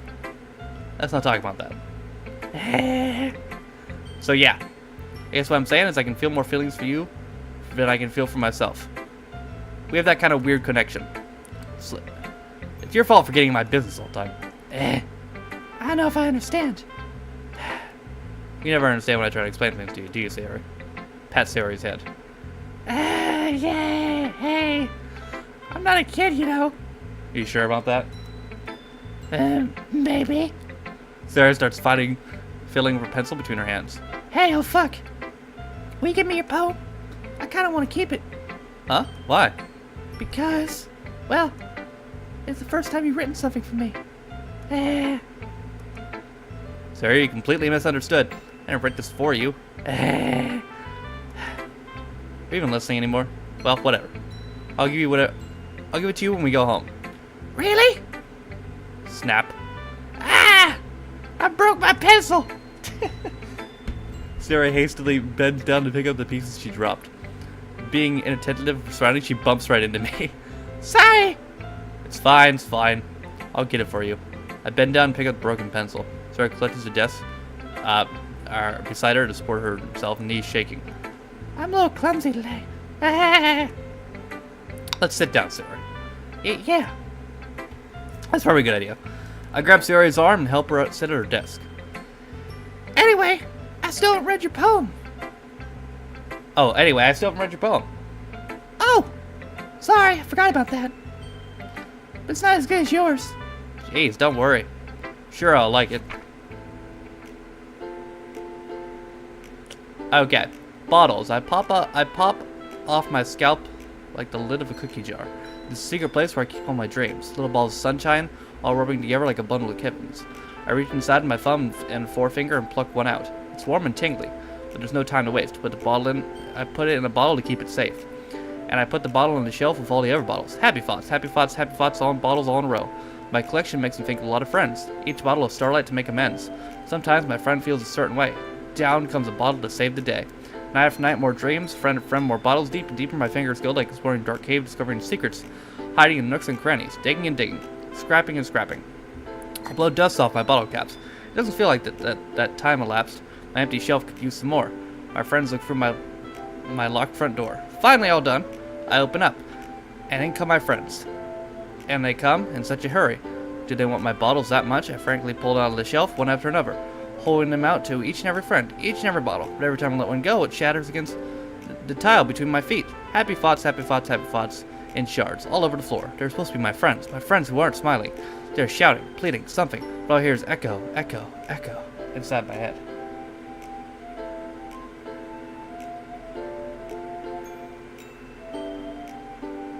This gets weird. I've just seen what...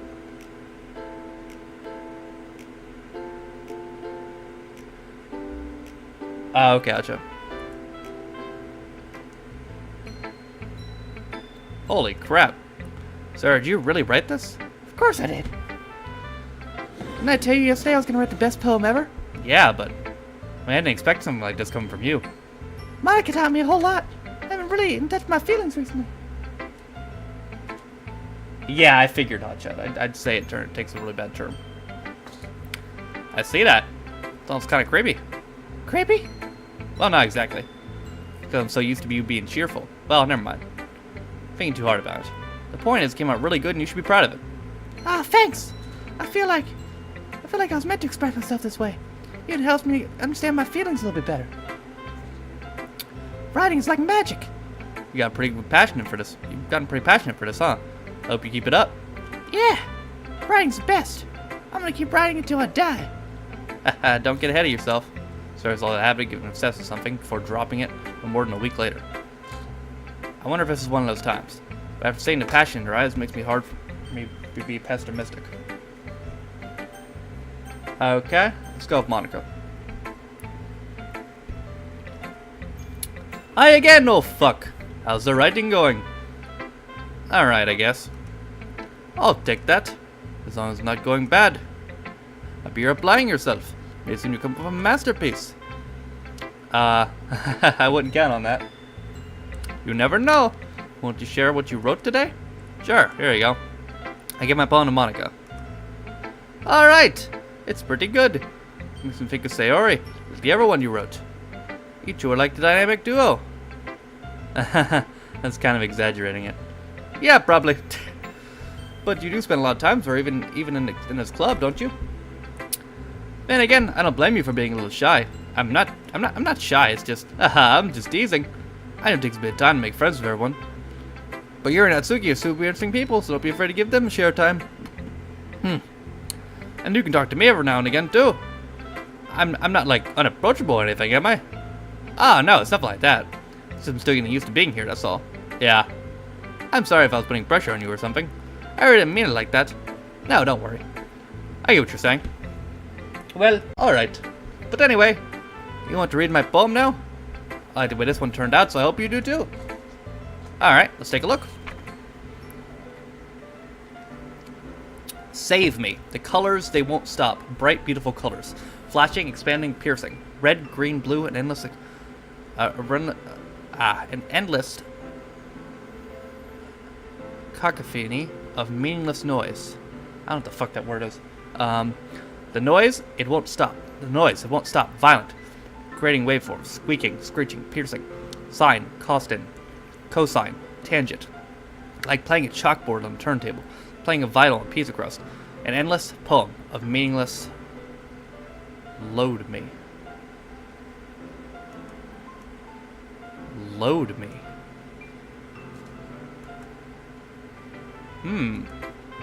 Be more abstract than your last one, huh? I guess it's the way I like to write. I'm sorry if you don't like it. No, I never said that. This kind of thing I've never seen before, I guess. Kinda like playing with space on the paper. Choosing where spatial words can totally change the mood of the poem. Yeah, it seems like it, Hotshot. That was a bit weird. It's almost like magic. The way I wrote the lines short really makes it feel like they're trying to speak over the noise. I see. Still hard for me to tell what everyone is about, though. Let's notice her nails. Are those her nails? Jesus Christ, big ass nails. Sometimes just by asking a poem isn't the right question. Are those her nails? Or is that her fingers a different color? Why are her fingers that color? Or is this a lighting? That's really creepy, I say. Sometimes asking what a person is about isn't the right question. A poem can be as abstract as physical expression or a feeling. Or a conversation with their reader. So putting it that way, not every poem is about something. Anyway, here's Monica's writing tip of the day. Sometimes you'll find yourself feeling a difficult decision. When that happens, don't forget to save your game. You'll never know what might change your mind, or when something unexpected may happen. Wait, is that tip even about writing? What am I even talking about? Aha! That's my advice for today. Thanks for listening. Okay.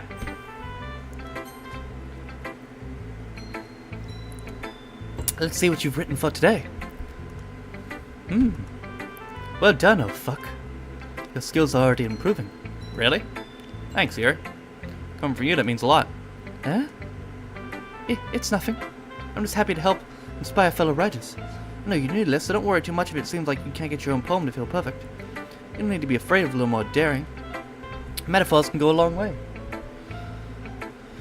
Don't feel like you need to work your brain like tuning a bunch of gears. Try letting your mind wander for your feelings, and write down the things you say and you see and hear. That's one way to truly enable your reader to see your mind. It's very intimate exercise. I see. That's certainly an interesting technique. Thanks for sharing.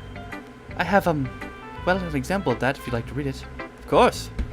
This poem you wrote for today? Yuri nods and timidly hands me her poem.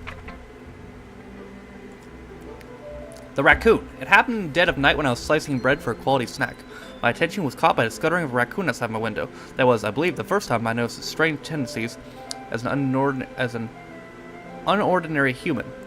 I gave the raccoon a piece of bread, my subconscious well aware of the consequences. Well, aware that a raccoon is being fed will always come back for more. The enticing beauty of the cutting knife was a symptom. The bread, my hungry curiosity. The raccoon, a wedge? I don't know. The moon increments the phase, and neglects that much more light of my cutting knife. And reflects that much more light off my cutting knife. I get you. The same very light that glistens in the eyes of my raccoon friend. I slice the bread, fresh and soft. The raccoon becomes excited. Or perhaps I'm merely projecting my emotions onto a newly satisfied animal.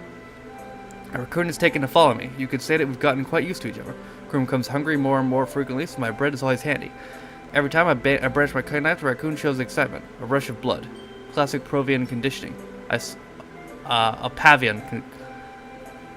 Pavlov, I think it is. Pavlian conditioning. I slice the bread, and I feed myself again.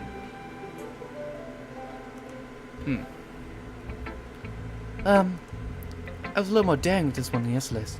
I can see that. It's a lot more metaphorical. I don't know if it's my fault, but I can't begin to understand what this poem is about. That's right. It's a bit closer to my preferred writing style, using the poem as a canvas to express vivid energy, conveying emotions for them. Yeah, as if I take that in face value, I can't even figure out what it's supposed to mean. Oh, okay. This made her look like her skirt was polka dotted, but no, this is just polka dotted. Well, I think it's something that different people can relate to in their own way. I want to express what it feels to me to indulge in my more unusual hobbies. It's in those sort of things that I usually force to keep to myself, though sometimes avoid writing about them. Why do you keep them to yourself? Because They're embarrassing. And people would make fun of me. Don't you have anything like that? Oh, fuck. Well, yeah, I guess I do. I feel like everyone has a little something like that. The best way we can do the best we can do is respect each other and our individualities. Even if it's difficult sometimes, and some things make us uncomfortable. After all, if I hadn't learned to embrace my own weirdness, I would probably hate myself. I might be ranting a little bit now, but I'm glad you're a good listener. Okay. Gee, I don't know. Who should I share with next? I haven't saved in a while. Okay.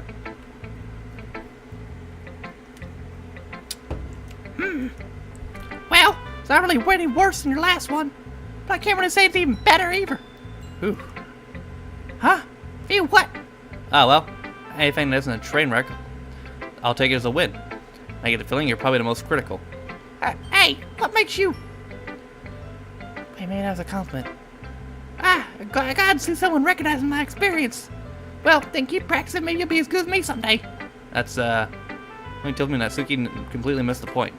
Come to think of it, this kind of reminds me of Sayori's poem from yesterday. Huh? You think so? Yeah, well, I guess you've been friends for so long, you might be on the same wavelength. You never really struck me as her type. Sorry, is it type all of a sudden? Well, I don't know, but honestly, how can someone so fluffy spend so much time with someone like you? It's like she's dragging around dead weight. Ugh, that was a little unnecessary. Think of it this way. If it weren't for me, she'd probably just fly away instead of letting herself go like off a balloon. You could say we take care of each other in our own way. Whatever it is, I don't get it. Oh yeah, I guess I'm just to show you my poem. Here. Amy likes spiders. You know what I heard about Amy? Amy likes spiders. Icky, wriggly, hairy, ugly spiders. That's why I'm not friends with her. Amy has a cute singing voice. I heard her sing my favorite love song. Every time she sang the chorus, my heart would pound. The rhythm of the words. But she likes spiders. That's why I'm not friends with her. One time I hurt my leg really bad. Amy helped me and took me to the nurse. I tried not to let her touch me. She likes spiders, so her hands probably gross. That's why I'm not friends with her. Amy has a lot of friends. I always see her talking to people. She probably talks about spiders. What if her friends start to like spiders too? That's why I'm not friends with her. Doesn't matter if she has other hobbies. Doesn't matter if she keeps it private. Doesn't matter if she doesn't hurt anybody. It's gross. She's gross. The world's better without spider lovers. And I'm gonna tell everyone. Not bad, right? It's quite a bit longer than yesterday's. Yesterday's was way too short. I was just warming up. Hope you didn't think it was the best I could do. No, of course not. Anyway, that's pretty straightforward in the poem. I doubt I have to explain it. Unless you can just explain complicated issues with much simpler analogies. And it helps people realize how stupid they're being. Like anyone would agree the subject of poem is an ignorant jerk. Do you know people like that? Of course. So everyone thinks it doesn't matter. I can be about anything. I wrote it to be easy to relate to. Anybody has some kind of weird hobby or a guilty pleasure. Something you're afraid that people find out. They'll make fun of you or think less of you. That just makes people stupid. Who cares what someone likes as long as they're not hurting anyone and it makes them happy? I think people really need to learn to respect others for liking weird things. Huh, that's funny. Yuri wrote about something similar today. Huh? Did you say Yuri? Yeah. She said her poem was an unusual hobby of hers. I didn't really get hers, but she said something similar to you. That people shouldn't make fun of each other's insecurity about those things. Really? Well, I mean, Yuri's pretty weird, so I wouldn't doubt she has some weird hobbies. I didn't say anything wrong with that. Not like I would judge her or anything. Suki has trouble finding words. I guess I just try not to be so mean to her. She feels insecure about her weird behaviors and stuff. I mean, I always have people make fun of me and feel insecure, and Yuri made me feel insecure yesterday. What's happened while I was gone? We're still reading poems, Stephen. I think it might be about starting to get weird. But the way you put it sounds like she learned her lesson. Well, I would say so. Even if her writing styles were different, I'm sure she'll appreciate the message in her poem. That's what I do best, after all. I like writing stuff and there's a good message to take away from it. Like conveying emotions is important. But I want to make people think, not just feel. Remember that. We'll write a good one for tomorrow. Just look forward to it. Okay, everyone. We're all done reading each of our poems, right? I had some extra planned today, so if everyone comes sit at the front of the room. It's about the festival. That is sort of. Do we really have to do something for the festival? I just don't think we can put together anything good in a few days.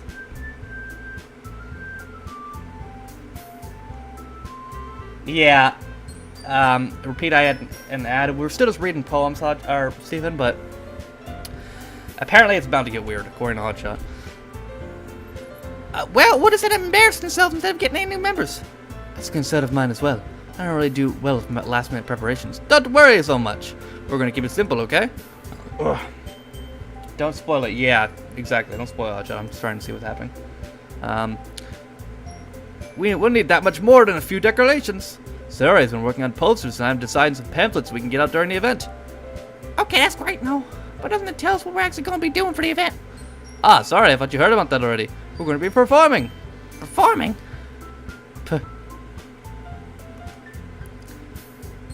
Monica? Yes, we're going to be having a poetry performance. Each one of us is going to choose a poem to recite during the event. The cool part is, we're also going to let anyone come up who wants to recite poems too. Sarah's putting all her posters in case anyone wants to prepare ahead of time. Sarah's been coloring a poster, holds it up for us to see. Are you kidding me, Monica? You really didn't start putting all these posters up, did you? Well, I did. Did you really think it was that bad of an idea? Well, no. It's not a bad idea. But I didn't sign up for this, you know. There's no way I'm going up there performing to a group of people like that. I agree with Natsuki. I could never in my life do something like that. Imagining it, Yuri shakes her head in fear. Guys! No, Sayori. I understand where they're coming from. Remember that Natsuki and Yuri have never shared their poems with anyone until just a couple days ago. So let to ask them to recite their poems out loud to a whole room full of people. I guess kind of overlooked that. So I'm sorry. But I still think we should give it our best. We're the only ones responsible for the fate of our club. We start an event and put on a good performance. They'll be inspired at us others to do the same. And more people will perform, the better we'll be able to show everyone what literature is all about. Yeah! It's all about expressing your feelings. Being intimate with yourself. Finding new horizons. And having fun. That's right! And it's those reasons why we're all in the club today. Don't you want to share that with others? Who inspired and find the same feelings that brought you here in the first place? I know you do. I know we all do. And it takes standing up in front of a room for 2 minutes reciting a poem.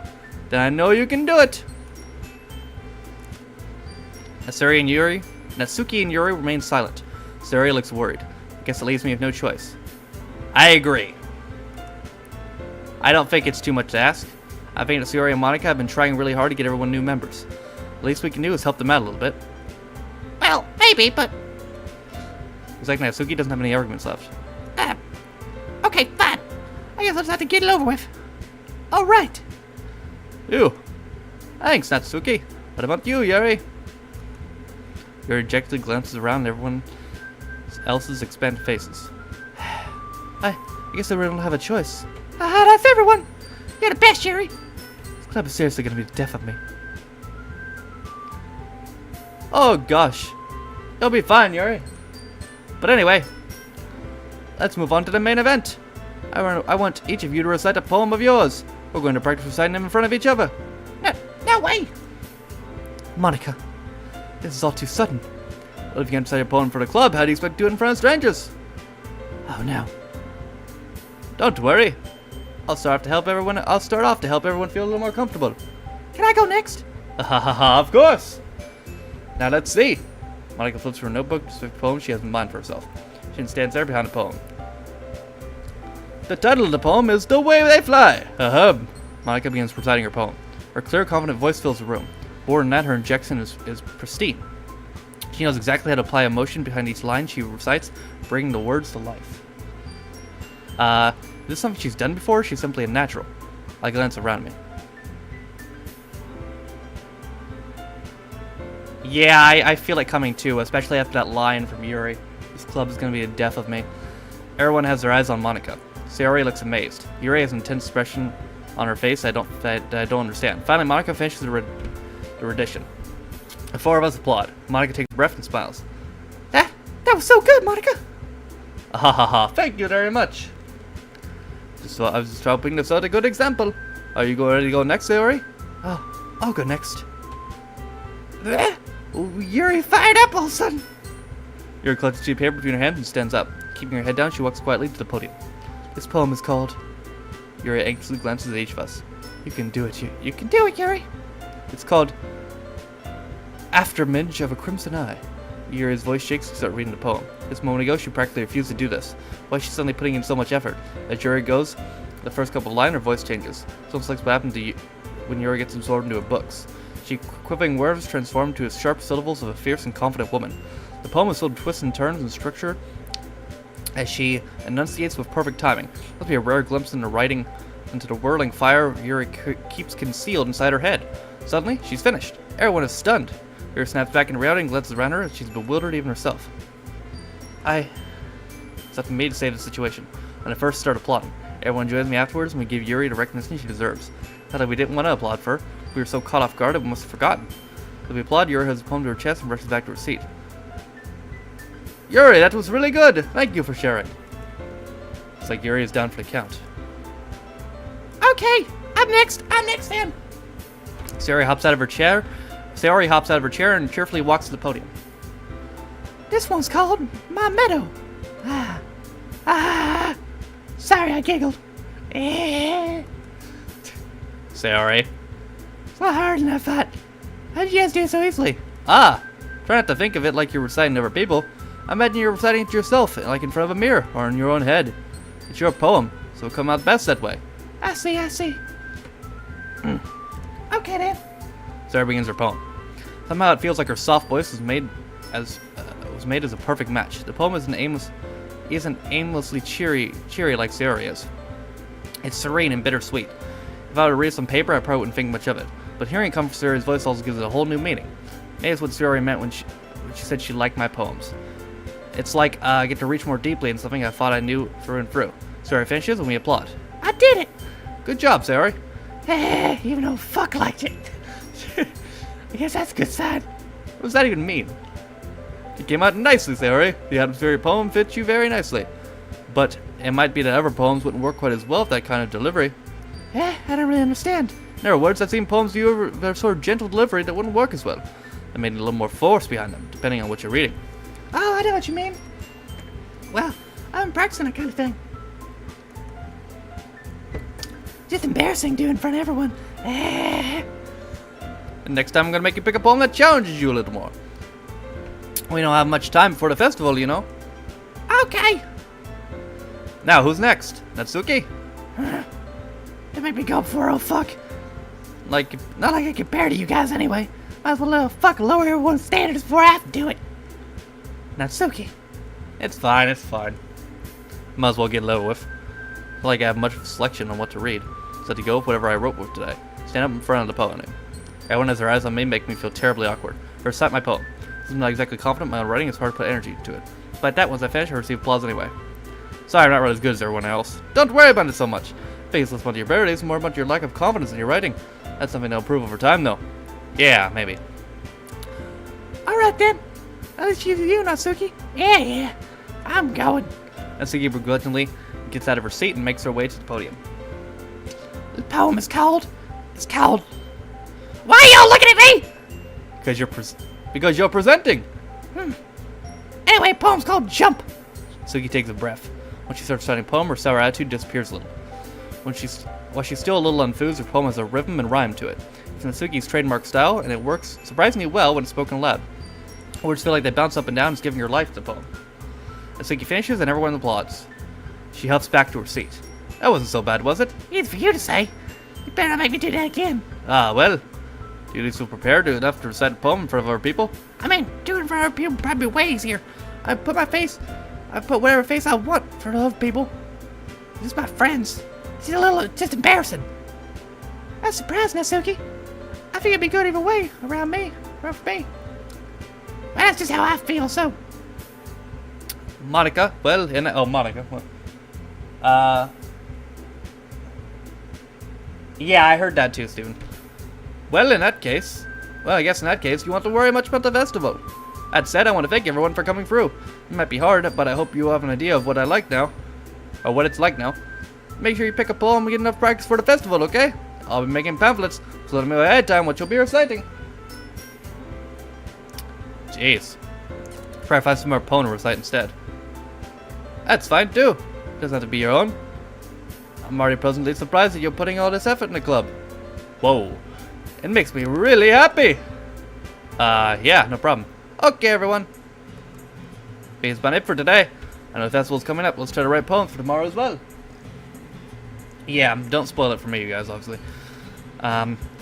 It's been working out nicely so far, so I'd like to continue that. As for the festival, we're just playing tomorrow, and we'll have a weekend to prepare. Monday's the big day. I can't wait. I can do this. I can do this. Alright. Let's stand up. There's no way I'll be able to find the same enthusiasm as Sayori and Monica, but I'll do my best to get through it. If it's for the sake of the club and impressing Monica, then I'll have to do my best. Ready to go, Sayori? Yep. Look at you two. Always going home together like that. It's kind of adorable, isn't it? Eh. Jeez, guys. I'm making such a big deal out of it. Must be a little nice, though. Well, how am I supposed to respond to that? It's okay, oh fuck, you don't have to say it. Whatever, let's go. Oh, whatever, let's go already. Welcome, Sayori, once more. Even though it's only been a few days, a lot of things have already changed. Today, Sayori's being a little quieter than usual on the way home. Hey, Sayori. Sorry, I was spacing out. Ah, no wonder. I was thinking about something from earlier. I like how we get to... Sayori fumbles for words. let's say that one day Yuri asked to walk home with you. Huh? What would you do? What kind of question is that? You kind of putting me on the spot here.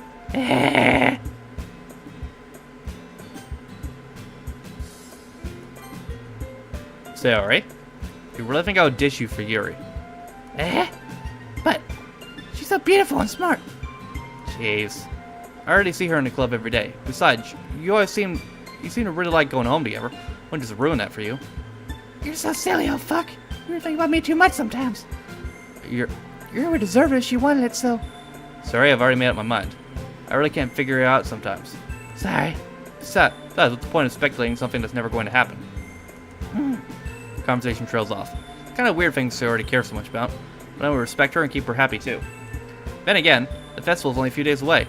Who knows what will happen in that time? I don't know what is going to happen in that time. I guess we're about to find out. Okay, cool. Okay, that came out as love, but some weird shit's been coming up for her, like some depressing shit. Captive. Okay, empty. See, that came up as her. Scars. Anxiety. Doki Doki.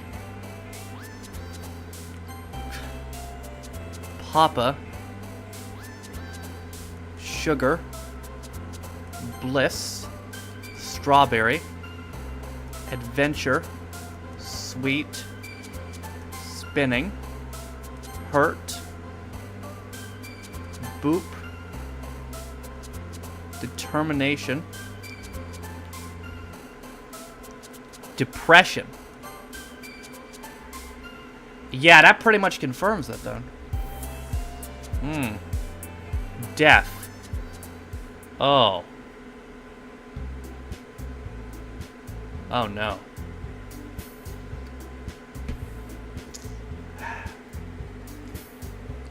Well? Oh, I don't know about that. Oh, man. I'm the last one here again. No worry, I just walked in too. Were you practicing piano again? Yeah! Ahahaha. Must have a lot of determination. Starting with the club and now picking up the piano.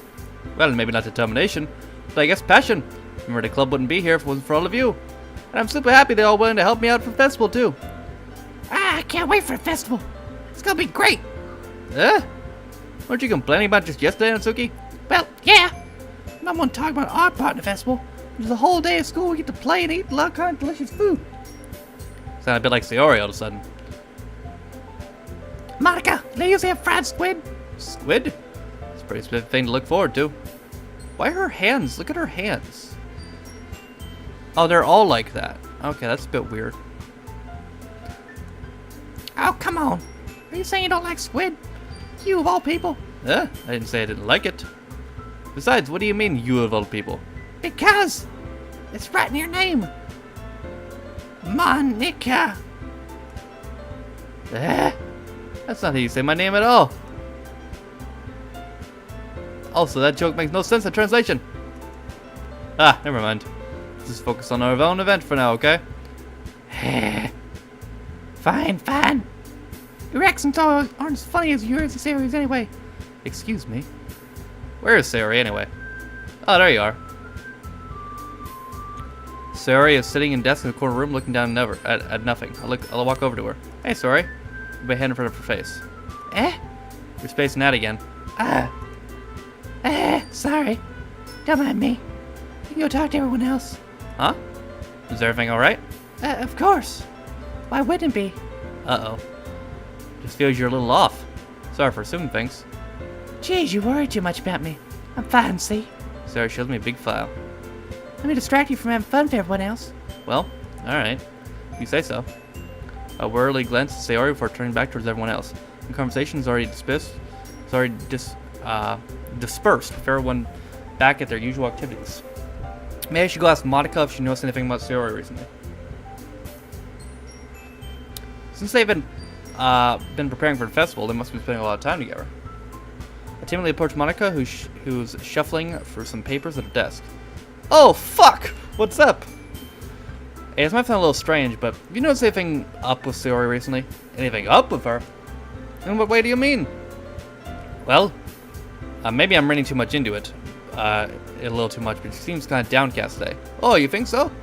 I can say I haven't noticed anything about her. Monica appears across the room, Sayori, who is idly dragging a rubber eraser up and down her desk. Maybe there is something on her mind. I'm surprised she's not the one. I'm surprised I'm not the one asking you. Oh fuck! Certainly know her a lot better than I do. Yeah, but she's never really been like this. She's always talked so much about things that bothered her. But this time when I asked her, it was really dismissive. Sorry, I know it's not your problem. I just want to ask you if you knew anything, so I'll drop it now. No, it's important to me too. I mean, I'm also friends with her, and I care about the well-being of my club members, you know. Yeah, I'll try talking to her myself. You sure about that? She seemed like she wanted to be left alone. Are you sure? It's just a hard time bringing up the person of interest. Person of interest? What do you mean by that? Saying maybe something is on her mind is you, oh fuck. Me? I wonder if we come up with that conclusion. Well, I probably shouldn't say too much, but Sayori talks about you more than anything else, you know. Huh? Been so much happier ever since you joined the club. It's like an extra light was just turned on inside of her. What? No way. Sayori is always like that. She's always been full of sunshine. Something different now than she always has been. You're so funny, oh fuck. Have you ever thought about maybe you've always seen her so cheerful? Because it's how she is when she's around you? I said too much. I'm sorry. What do I know anyway?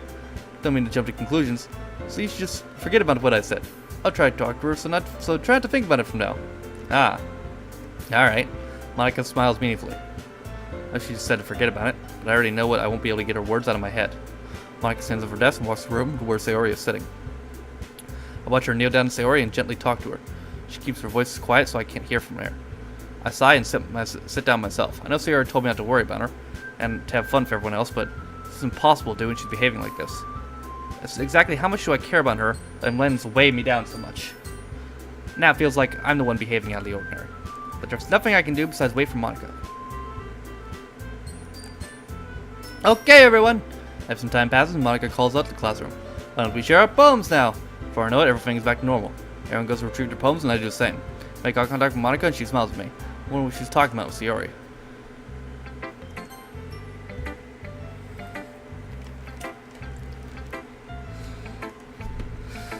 Well done, oh fuck.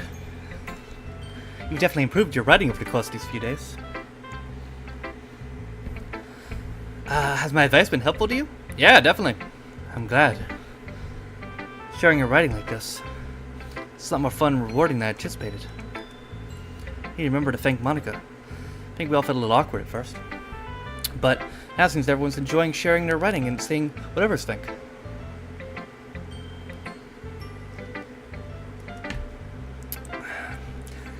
I guess I can't really disagree. As for this whole thing being a chore. It's a great way for me to spend some personal time with all the girls in the club. But getting to know everyone and their writing, and you do some writing myself. Well, you've learned anything about yourself, oh fuck? Eh? Well, you know how I like to say that writing is a very personal way to get through yourself. In the end, it doesn't really matter if you're a good writer or a bad writer. Even my opinions are just opinions, you know? As always, I believe what's more important is exploring and discovering yourself. That's comforting. I'm kind of afraid of disappointing you in some way or another. Eh? Why me? Well, you're always so sophisticated with your writing and have most advice to share. Is that so? Yuri thinks for a good minute. Must be terrible. Huh? Me to have become someone whose opinion is so fearsome. How unlikable of me. Yuri. It's not as bad as you're making that in your head. I just meant that I respect your opinion. I see. I'm sorry, like, I always overthink and come to some sort of conclusions. Just, I'm a little too used to it. Overthinking? Being disliked. Yuri. What am I saying? I'm sorry. I mean to bring that up. Let's move on. Alright. You want to share your poem now? Okay. Yeah. Beach. A marvel millions of years in the making, where the womb of Earth, chastically meets the surface. Chaotically? I don't know. Maybe chaotically. Under a clean blue sky, an expanse of bliss, but beneath a gray rolling cloud is an endless enigma. The easiest world to get lost in is where everyone can be found. Everything can be found. I can't read today. One can only build a sand castle when sand is wet. When sand is wet, the tide comes. Will it gently look at your foundations until you give in? Or will a sudden wave send you crashing down in the blink of an eye? Either way, the outcome is the same. Yet we still build sandcastles. I stand where the foam wraps around my ankles, where the foam squishes in the sand. The salty air is therapeutic. The breeze is gentle yet powerful. Sink my toes in the ultimate boundary line, tempted by foamy tentacles. Turn back and abandon my place to erode the shore. Drift forward, and I return to Earth forevermore.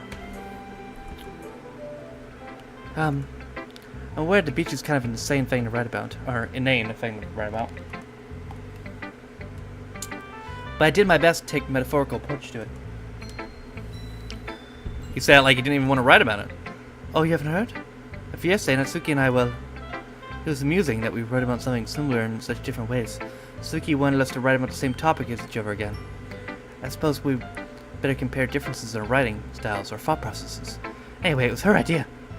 Knowing her, it's not surprising that she wanted to do something like that. She probably just wants to show off. It's not like I have particular interest in her writing style. I just went for a request. But,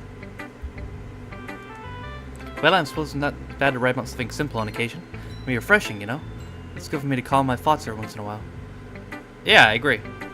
Thanks for sharing.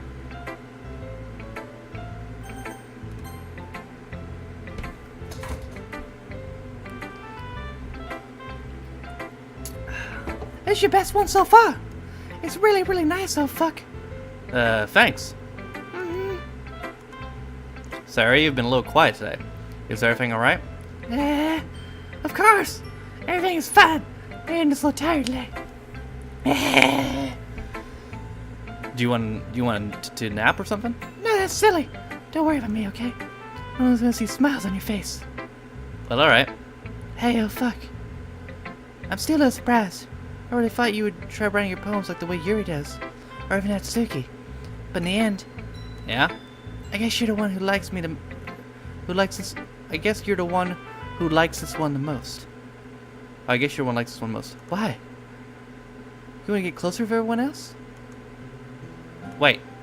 Of course I do. It doesn't mean I need to try hard to impress them. I still understand you the most, Theory. I know you have to sometimes put up with me. And I know I have sometimes put up with you.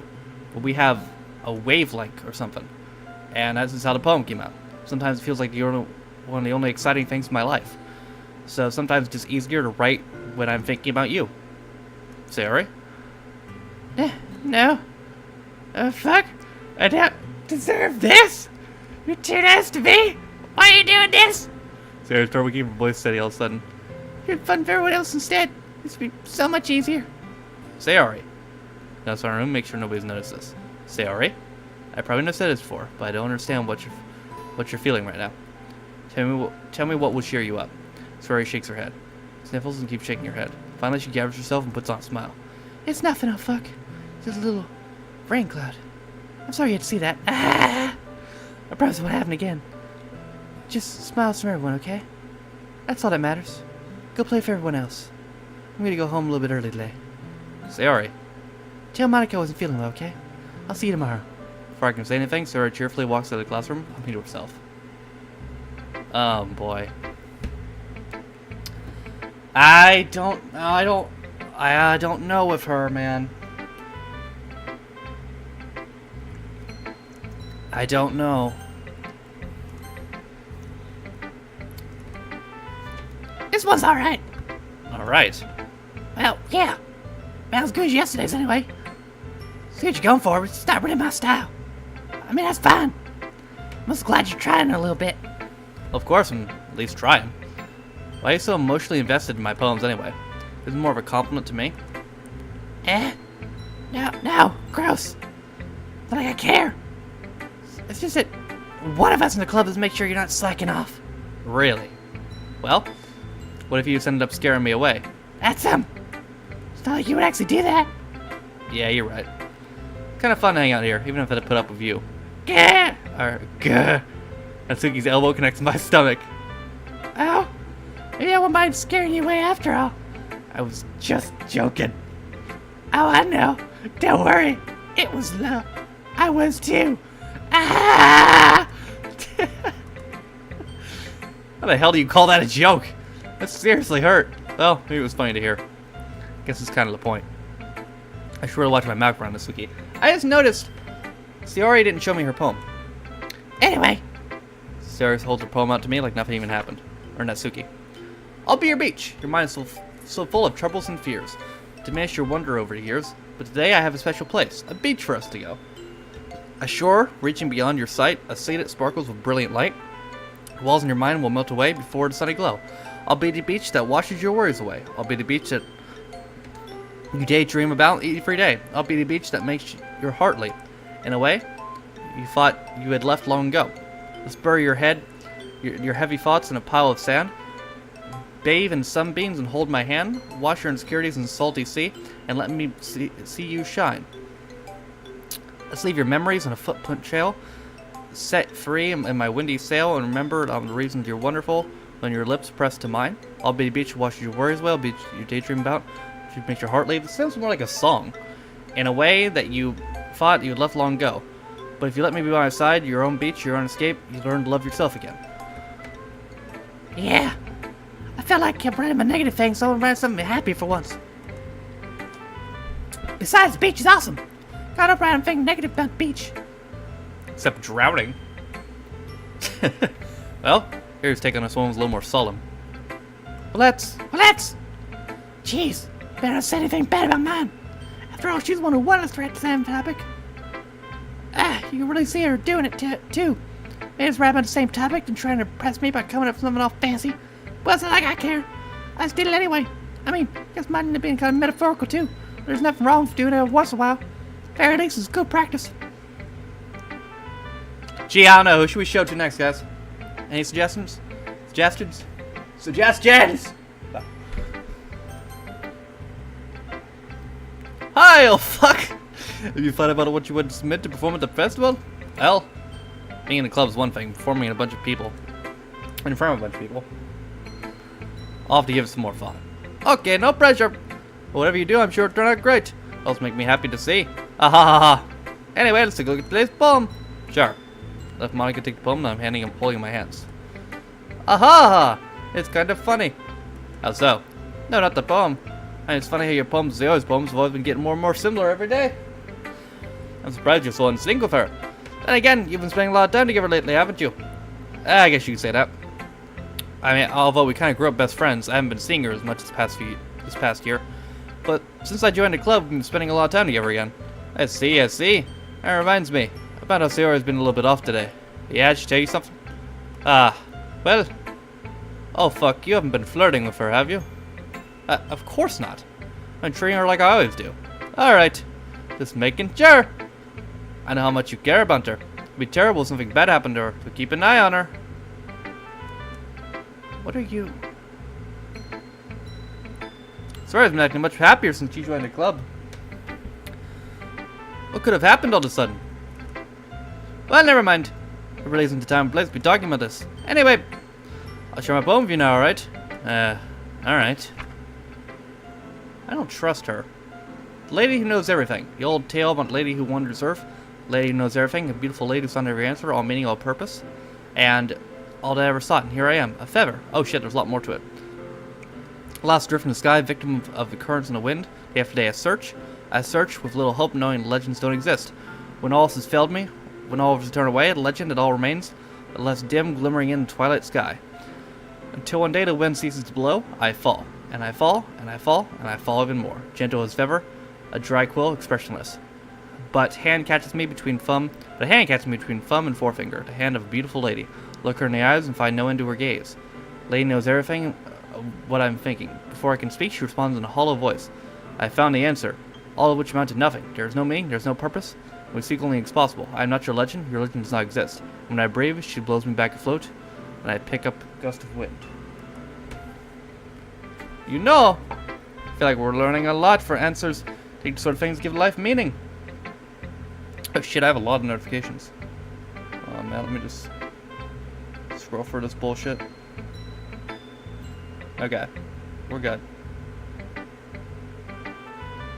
Alright, not to get too philosophical or anything. It's kind of on my mind, so that's why I wrote about it. I see. I really put much thought into it. In a way, it's almost paradoxical, because if we had all the answers, wouldn't we start to lose its meaning? You know, there's one thing I noticed. Seems like everyone in the club prefers writing about things that are more sad than happy. Are you surprised? I mean, if everything was okay, we wouldn't really have anything to write about, would we? Humans aren't two-dimensional creatures. I think you know that better than anyone. You mean one-dimensional? Ah, yes, that. Anyway, here's Monica's writing tip of the day. Are you ever too shy to share your writing because you're afraid it's not that good? It can be really disheartening to get a lukewarm response to something you put so much time into. But if you find other people who enjoy writing, then sharing becomes a lot easier. Because instead of just telling you that your writing is good, okay, or bad, they just want to focus more on everything that went into it and things that you can work on. It's much more encouraging that way. It'll make you want to continue improving. It's almost like having your own literature club, don't you think? That's my advice for today. Thanks for listening. Okay, you three. We're all done sharing poems, right? Why don't we start figuring out... Hold on a second. Just heard you say something strange just now. Huh? Something did sound a bit unusual. That's right.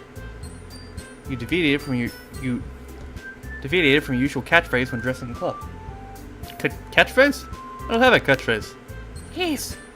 Why is mood so weird today? Like even Yuri is in the mood to it. Ugh. Stagnant air is common foreshadowing. Something terrible is about to happen. In your books, maybe? Look, I think it's different. Sarah isn't here. Ah, seems that you're right. Sarah's all help lighten the mood a bit, doesn't she? Sounds like she's everyone's balance is thrown off when she's not around. Where'd the heck she went off to anyway? Thought she just went to pee. Natsuki, please show some decency. Oh, come on. Anyway, she acts like she wasn't feeling too... Actually, she actually said she wasn't feeling too well and went home early. Is that so? Hope she's alright. Seriously? Of all times not go home for every time she's not feeling well. What's you two being all lovey-dovey?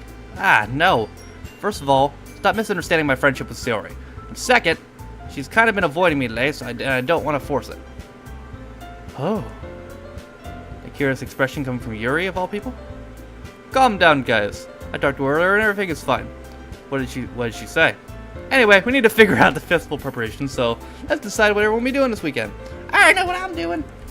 That's right. Natsuki will be making cupcakes. But we might need to make a lot of them in different flavors. Can you handle that by yourself, Natsuki? Challenge accepted. And for myself, I'm going to be printing and assembling all the poetry pamphlets. Sarah will be helping me design them.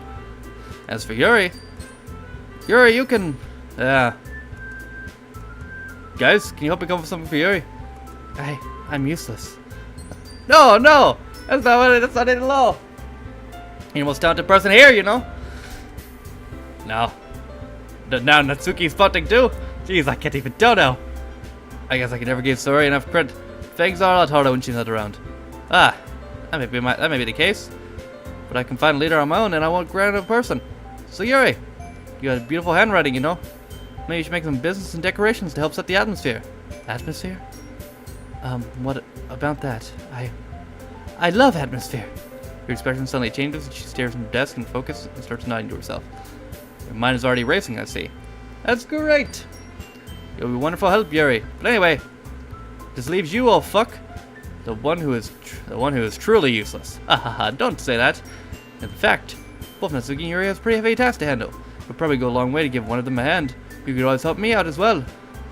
I'm really appreciative of that. Ah, that's... Monica suggesting I spend a weekend with one of my club members? I don't know if I'm going to respond to a suggestion like that. Ah, I suppose I wouldn't mind a bit of help. Well, if you don't know how to bake, there's always some dirty work I can give you. Like Monica's gonna give me a choice. You shouldn't be sitting on your butt anyway. Suki tries to mumble a bunch of excuses like that. If I recall, Natsuki, you mentioned that you would like to handle the baking on your own. Oh, fuck me, I'd like to be around you if you make him out to be a nuisance. Therefore, I'm more suited to assert with the decorations. Hold on, I never said that. How could it be so hard to make a few decorations anyway? It's more like you're just making excuses for who fucked it. But what are you saying? That'd be extremely meticulous work. And bacon, is it? Just what you think. Guys, let's settle down for a moment. And again, I think it's up to old fuck to decide who to contribute to. Besides, he hasn't really gotten a chance to spend time with me yet, you know? So I'm sure he's interested in... You literally just said. I'm surprised as well. Sorry. I was just saying, though. Jeez, we've settled this already. Yeah. Oh, fuck. You're okay with this, right? Ian, it's up to you. Ah, of course. Very well. In that case, everyone look straight at me. I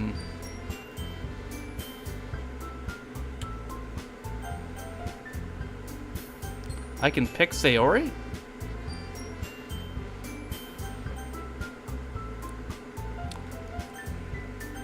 I'm gonna go with Yuri. Well, probably most useful helping out Yuri. Me?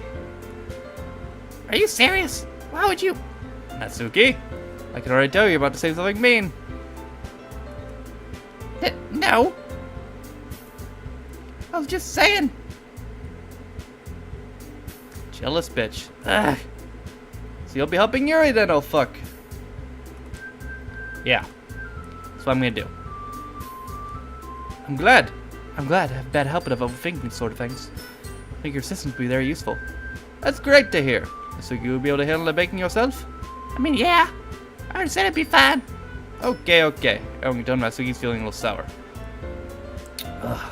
So, is that everything we need to go over?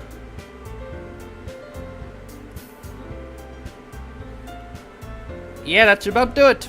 Are you guys excited? Well, excited might not be the right word. That's what I'm looking forward to a little bit. Feel the same way, oh fuck? Me? I guess you could say I'm interested in see how it turn out. That's good enough for me. What about you, Natsuki? Natsuki? What? Why did everyone yell at me? I didn't even do anything. No. That's not what I meant at all. Your excellent glance between everyone in the room. I'm sorry for this. I don't really know why a fuck picked me. And also, your cupcakes are the best cupcakes I've ever had. They go really well with my tea.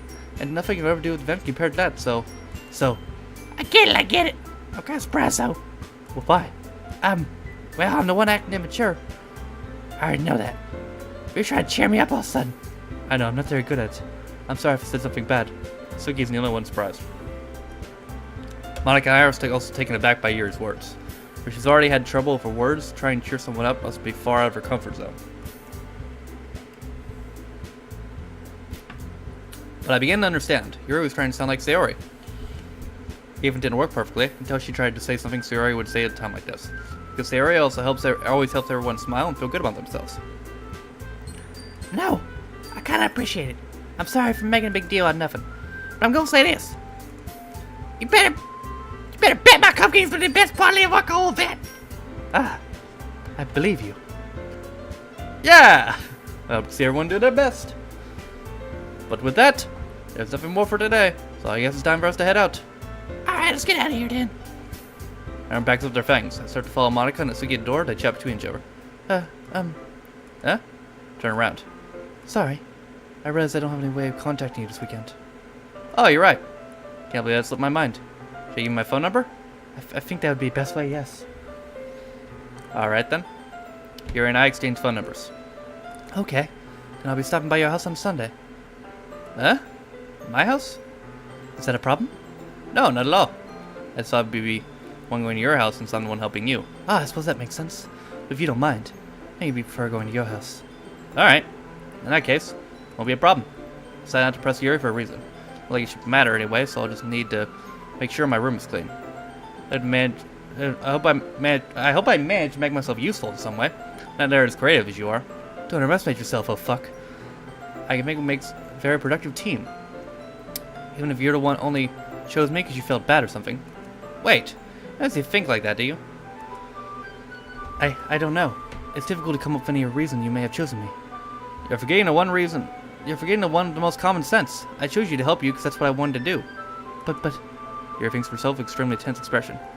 Yuri, you're overthinking this. You wanted me to point out when you're overthinking, right? Eh? I didn't realize. I'm telling you, I want to. That's all there is to it. Do you believe me? Yuri thinks really hard again. Looks straight into my eyes for a long while. I believe you. As if it took tremendous effort, Yuri finally says that and relaxes her expression. And I'm really looking forward to Sunday. Yeah, I am too. After that, I make my way out the door and Yuri follows. I can't believe this. Yuri's gonna be coming to my house on Sunday? My anxiety shoots through the roof. Even though I've gotten pretty used to handling her at this point, there's no telling what might end up happening to her if we're outside of school. More than that, she told me that she was looking forward to it. Is there a chance I had to make something happen between us? Or is it too early for that? Only time will tell. But in the end, I won't be able to take my mind off it. I seriously can't wait. Hey, what's up, awesome? It's already Sunday. I begin getting increasingly anxious about Yuri's upcoming visit. I keep telling myself there's no reason to be nervous, but it doesn't help much. Yuri's clearly an introvert and also an intimate person in general. What is this? This is a simulator game that apparently gets really fucking weird at some point. And I think I'm close to that. So it's about to get really fucking weird soon. So that's what I'm waiting for.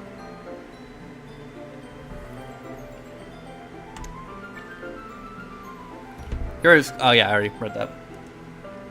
There's no doubt she'll open up a little when there's just the two of us. Meanwhile, we've even been texting occasionally. She's extremely apprehensive at first. It was long before I've already begun learning more about her.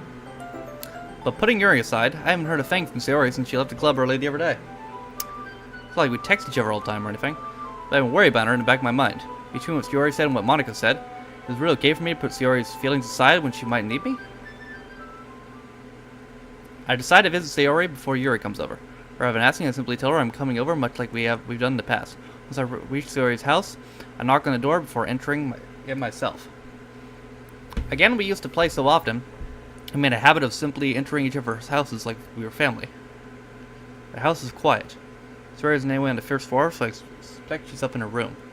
Sorry, strange bird, not run down and greet me. I head up to the bedroom where I finally find her. Sayori? Oh, okay, there she is. Hi, oh fuck. I sit down in her room.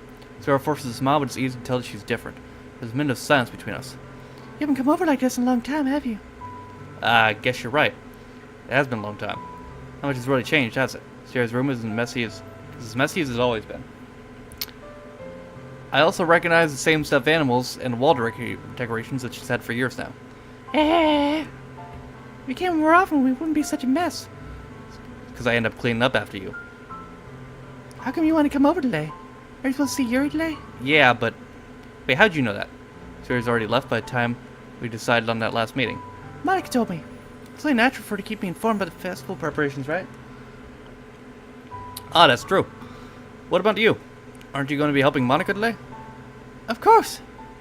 I was helping her online. We didn't plan to meet up or anything. Ah, so it's just me and Yuri then. Yep.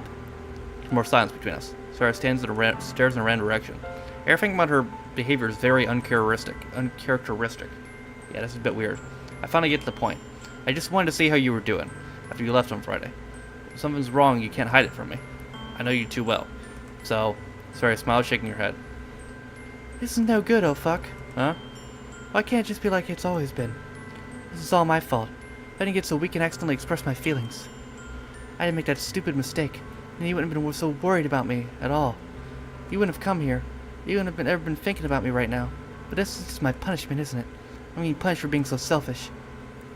I think it's the way the world's decided to have you come over today. It just wants to torture me. Sayori! Grabs Sayori by the shoulders. What on earth are you saying? You're listening to yourself right now. I know something happened to you. There's no explanation for you to be like this. But tell me already. Until I know, I won't be able to start thinking about it. Sayori gives me an empty smile. You really put me in a trap, oh fuck.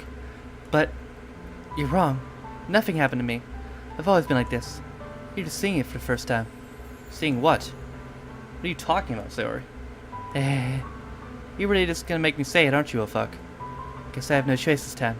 The thing is, I've had really bad depression my whole life. Did you know that? Why do you think I'm so late to school every day? Because most days I can't even find a reason to get out of bed. I had a feeling. What reason is there to do anything when I fully know how worthless I am? Why go to school? Why eat? Why make friends? Why make other people put energy and caring to waste when I have them spend it on me? That's what it feels like. And that's why I just want everyone to make everyone happy, without anyone worrying about me. I'm in shock. Can't even figure out how to respond. How is it possible that Sayori kept me from this the entire time I've known her? Did she really want so badly for me not to think about her? Why, Sayori? Eh? Why is it you've never told me about this? I'm so betrayed as your close friend. Because I know because if I knew, I would have done everything I could to support you. Even if there's only so much I can do. I would at least try a little bit harder and make every day a little better for you. That's why I'm your friend. And all you had to do was tell me. You don't understand law, fuck. Why do you think I didn't tell you? Because if I told you, you would have to waste effort caring about me instead of doing important things. I don't want to be cared about. It's bittersweet when people try to care about me. It feels nice sometimes. It also feels like a bat being swung against my head. This is creeping me out. This is where things are about to go bad, aren't they? Fucking Austin's comment. It's got me laughing. Fucking Austin just pops in, like, no context. Like, what the fuck is this?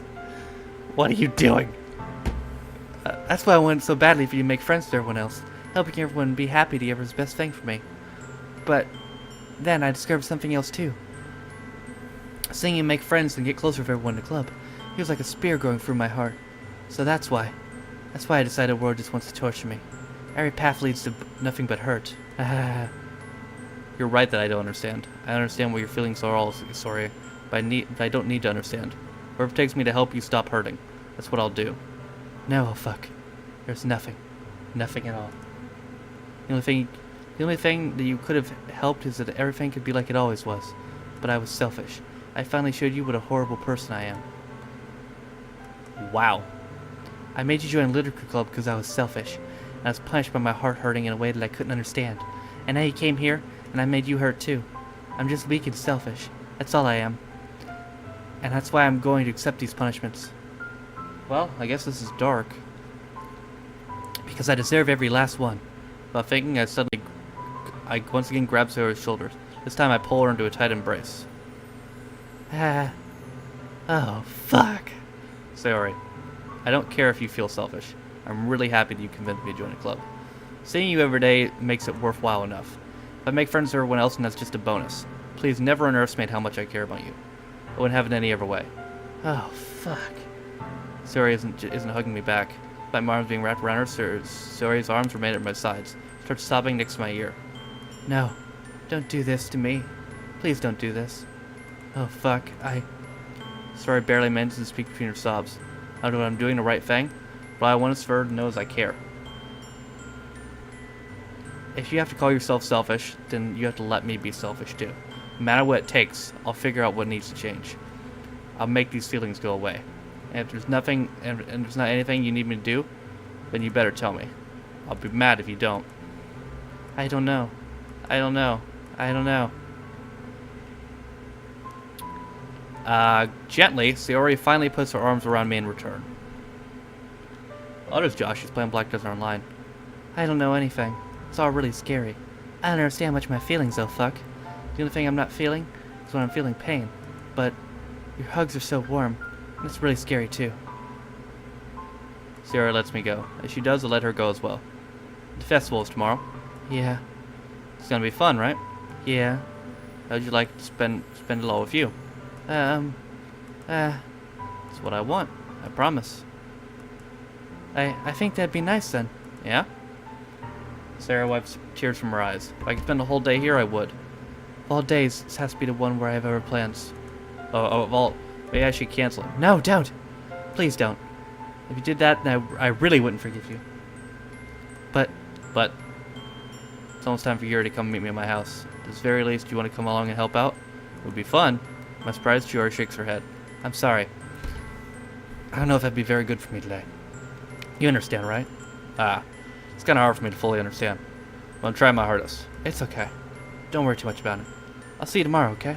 Alright. Look forward to it. Okay.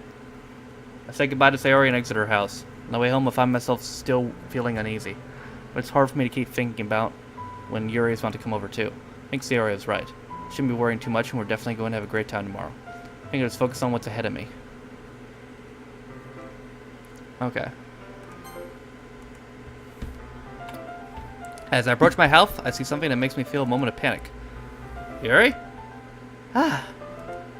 Thank goodness. You're a little early. I'm sorry I wasn't home yet. Were you waiting for a long time? No, I just got here. But I started to get really nervous when nobody answered the doorbell. You always could have texted me. If I had known, I would have rushed and hurried more on my way home. Rush and hurry more on my way home. Ah, I suppose that's true. I didn't think about that for some reason. It should be common sense to do that, but I decided to ignore that. Anyway, let's go inside. I see you brought a lot of stuff with you. That's right. You managed to find everything I asked you to buy as well? Yeah, pretty much. At least I hope I got everything right. I'm sure it'll be fine. I take Yuri to my room. The first thing she does is glance around curiously, which makes me feel anxious. It's so clean. I cleaned it before you came over, so... Sarah, consider it if you do. Ah, no. I wouldn't be really embarrassed if my room would be a mess if you were here. Well, I do enjoy cleaning. I would gladly help you clean. Ah, that would have been even more embarrassing. Wait, don't look in there. I snatch Yuri's wrist, the process of opening a desk drawer of mine. Ah, I'm sorry. I wasn't thinking for some reason. I was spacing out. It's fine. Let go of Yuri's wrist. Puts both her hands firmly in her lap, and make sure she's keeping track of them. So, should we get started? Ah, yes. I have a few things planned out that you can help with. Decorations and atmospheric elements. Atmospheric elements? You know, mood lighting. Aromatherapy candles. Oh, wow.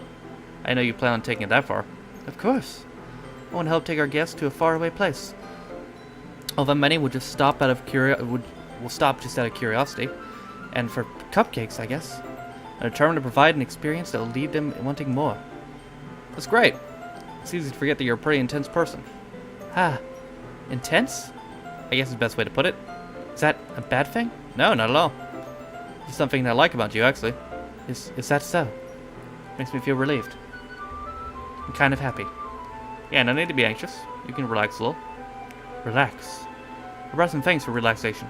I was going to use them during a poetry event. Oh yeah, like what? Weed? Yuri references for her bag. Funny if she does fucking weed. Okay, no, she says candles. She pulls out a few candles and a wooden cylinder-shaped object. I did some shopping on the way here, so I happen to have these things in my bag. I plan to cover the windows in black paper and use candles to light the room. Think it'd be amazing, don't you? Yeah, that'd be really neat. What's the wooden thing, though? Oh, this? It's a diffuser for essential oils. Oh, okay. How familiar are you with aromatherapy? Not familiar at all. Ah, is that so? It's one of my favorite contributors to positive atmosphere. Depending on the oils and herbs you choose, you can change the mood of the air itself. You can find it permanent for your body. Relaxation, positive energy, romance, reflection.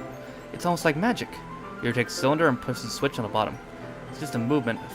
Just a moment, a thin ray of vapor begins to sprout through the small hole in the top. Wow, that smells wonderful. What kind of mood is this one for? This is jasmine essential oil. It smells like sweet and flowery, right? Yeah, it goes a long way. It goes a good way to describe it. I choose jasmine for an event because it provides more than relaxation. Jasmine enhances your emotions and helps you let them flow through your body. You feel warmer and your heart pounds more heavier. Where is this about to go? Don't you think that'd be perfect for sharing our poems? Does sound suitable. You seem to know a lot more about this, so I'll trust your opinion if anything. Your smiles gently, clearly enjoying herself. She reaches again into her bag and pulls out several spools of thin ribbon. What are those for? Well, did you purchase the origami paper I asked you to get? Yeah, I have it over here. We won't be using that paper for folding origami. What I think I'd like to do is write a different word on each paper. Maybe about 100 of them. Oh yeah? What would those be used for? Well, I'm gonna get cut pieces of ribbon to hang from the doorway of the classroom. Then we can fasten paper on a ribbon and create a doorway curtain. Wouldn't that be beautiful? It would also catch the eyes of those passing by the room. May attract them to peek inside. That's really creative. I had no idea you'd be so good at this, Yuri. Is that so? Well, I suppose I'm getting a little intense, as you put it. Oh shit, I still have hand sanitizer in my hands. But I wiped all that off. There we go. Yuri giggles with red cheeks. Is it just me, or is she more relaxed when it's just the two of us? Or maybe it's the excitement she feels from sharing something that she enjoys. Here's a marker, oh fuck. You can write any characters as you want. I'll help you once I finish cutting the ribbons. Alright. Sitting on the floor together, two of us get to work. I carefully draw a different character on each paper, doing my best to manage my bad handwriting. Yuri unravels a long strand of red ribbon to her desired length. Then she reaches into her bag once more and pulls out a pocket knife. Huh? The knife is strangely beautiful. Its silver handle has an intricate, that's the word, pattern of waves etched into it. The blade itself is gently tinted blue. It's no ordinary pocket knife. It looks really fancy. Well, Embarrassed, Yuri looks away. What is it? you're gonna think it's weird. Yuri, whatever it is, I have no reason to judge. To each his own, you know? To each their own, you know? If you promise you won't be weirded out. Yeah, I promise. Alright. Thing is, I'm kinda into knives. Oh, I bet you are. They're just so pretty. I can't help it. Oh no. I don't know what it is. The combination of craftsmanship or feeling out danger, maybe. Oh, what am I saying? Please don't think I'm weird for this. You're laughing at me. No, I'm not laughing at you. It's funny how nervous you get about sharing. It's well, an interesting thing to be into, I guess. I think it kind of suits you. Suits me? Yeah, it's kind of intense. Besides, it's a really cool looking knife, I can't deny that. It is, isn't it? Your relaxed expression once again. Would you like to hold it? Sure, I'll check it out. Yuri carefully places his hand on the knife with her handle facing me. I take it and turn around my hands. It feels heavy and extremely solid. Where do you even get a knife like this? Curious of its sharpness, I point the knife and with my index finger. Ow! Oh, fuck! Why did you do that? I didn't expect it to be that sharp. I barely touched it at all. It's my fault. I should have warned you. This knife is extremely sharp and cut through skin like paper. Oh no. A small drop of blood trickles down the side of my finger. Yuri takes my hand away a wound and gives it a closer look. Ah. She stares at it and noticeably fidgets. If you're squeamish, I'll go wash it off now. Ah! Without warning, Yuri puts my finger in her mouth and licks the wound. I feel her tongue curl around my finger. Startled, I instinctively pull my hand back. But please forgive me. I wasn't thinking. Yuri lowers her head, her face burning up. Yuri? That was the embarrassing thing I've ever done. How could I do something like that? I'm sorry. Sure, it was a little weird, but it took me by surprise. But I guess you're just trying to help, right? Yuri, I think you're overreacting a little. She doesn't lift her head. Well, she doesn't recover from this the rest of the afternoon. Alright, you know what? This might be a stupid thing to do, but I'll do it anyway. I take Yuri's hand and lick her index finger in return. Oh, fuck! Did you really just do that? Now we're even. Yuri just looks at me like I did something wrong. I knew it would be a bad idea. If not for the sweet aroma of jasmine oil, the air would be extremely heavy right now. You're so weird, oh fuck. Yuri giggles shyly. Eh? Yuri calling me weird? I had no response to that. Where do you keep your bandages? I don't think I need one, actually. It was a tiny cut. Looks like it already stopped bleeding. I see. That's relieving. Tension is quickly lifted. We need to resume our respective activities. Watch Yuri's knives cut through a ribbon like it's nothing but air. Meanwhile, I continue to make progress on the paper. Oh Okay. After we finish attaching the paper to the ribbons, we lay them all outside side by side. It looks better than I expected, and will be very effective as a door curtain. Looks great. Good thing you come up with this, Yuri. Ah, thanks. Just something I saw online, really. Are you ready to move on to the next task? Yeah, let's do it. What do you have in mind? I'd like to create a banner. That's why I asked you to buy the paint tablets. Ah, that's right.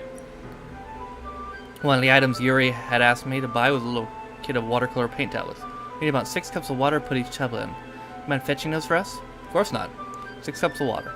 I'll be right back with those in a minute. Thank you very much. Oh, and just a little bit of water is okay. If you feel the cup's too much, it'll become diluted. Okay. Taking your advice, I decided to use small plastic bathroom cups rather than full-size glasses. I put them on a plate to catch any paint that drips, and then bring it back to my room. Yuri? Yes? I come in the room, see quickly to Yuri quickly unrolling her sleeve, pulling it back over her arm. Ah, nothing. Your face is a little red. Is it too hot in here or anything? Ah, no, not at all. There's nothing wrong, so let me mix paint.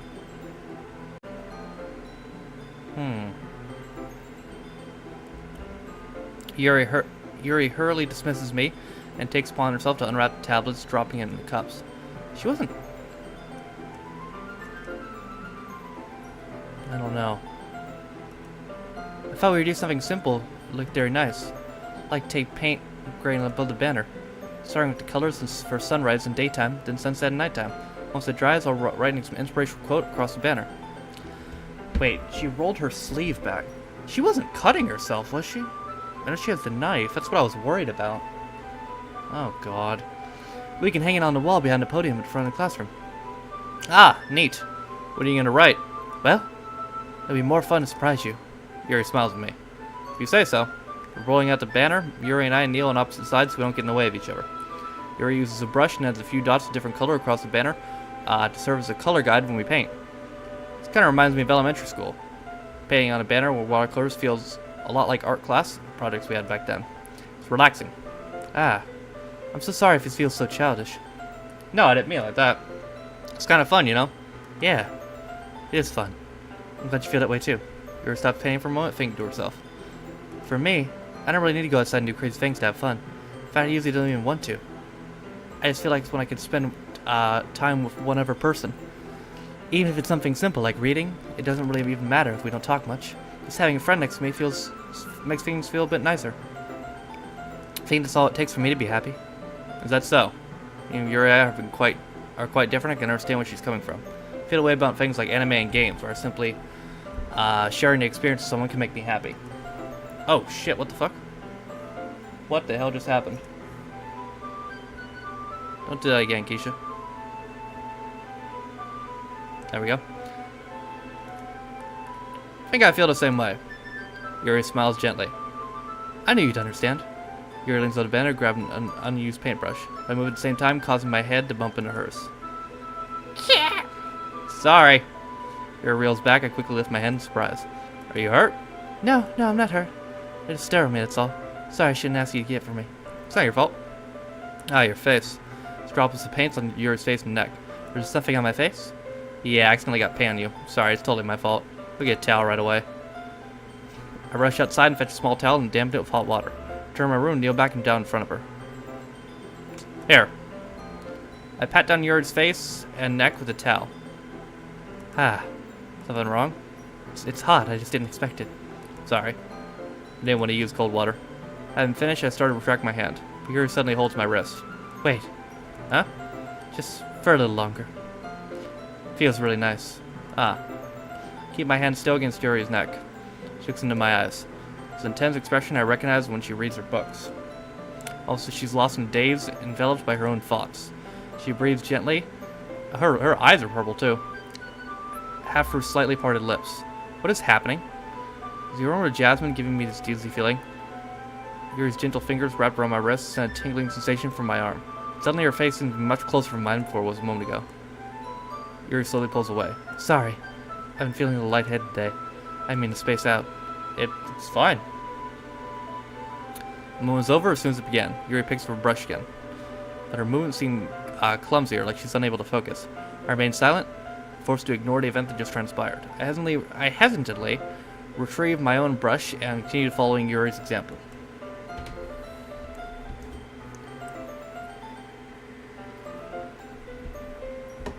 That should do it. Finish filling the night sky with white dots and look like stars. Looking back at the banner as a whole, it's very pretty and natural looking. I think it came up better than expected. I'm really happy with these results. Yeah, me too. You're going to add the lettering now? Not yet. Needs to dry first. That's true, but won't it take a while? Well, perhaps it would be best to leave it here and have you bring it in the morning. I can do the lettering in the classroom before the event starts. Is that okay? It's totally fine. Wonderful. In that case, I don't think there's anything more for us to do here. Whew. You say it like you're glad it's over. Was I wrong to assume you were enjoying yourself just a little bit? Ah, no, it's not that. I'm glad we managed to get everything done. I see. I am too. I was a little concerned about time. Need to start making dinner soon. Ah. So you don't have any time left? I was secretly hoping we'd have extra time after finishing work.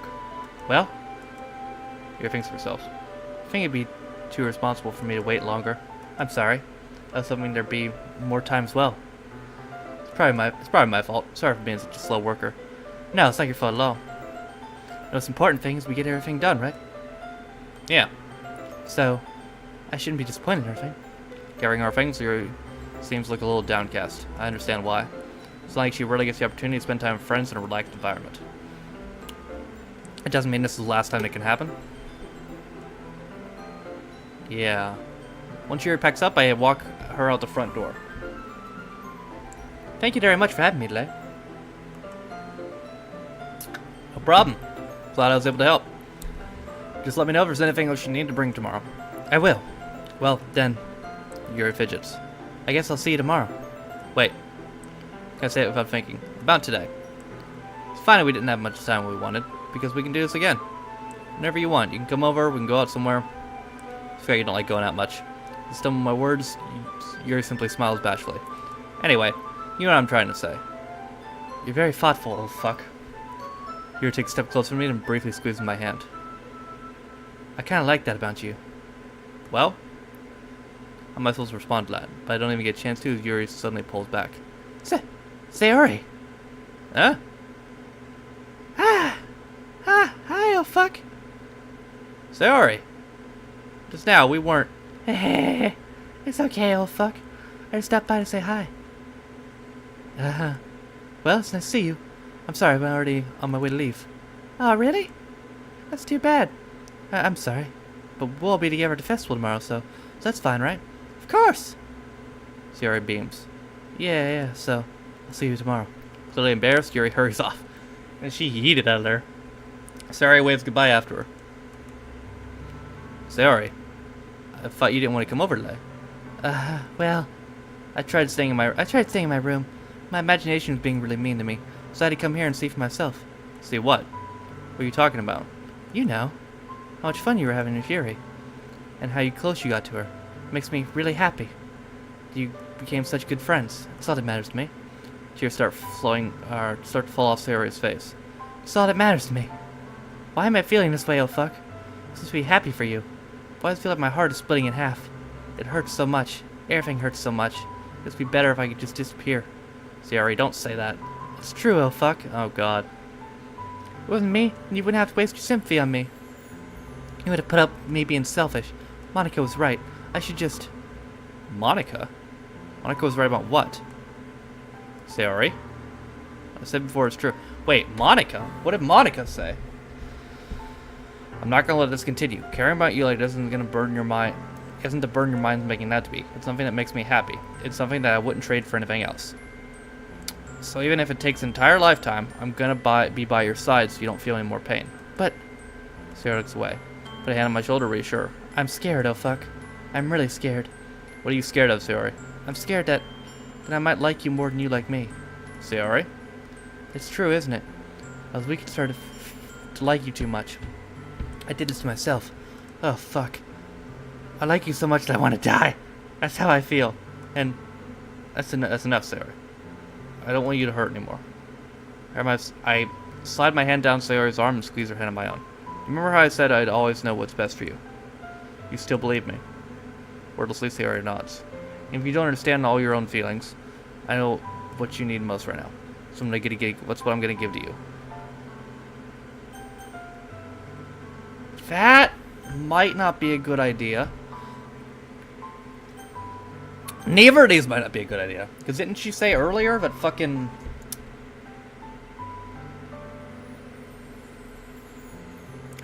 Fuck. You will always be my dearest friend.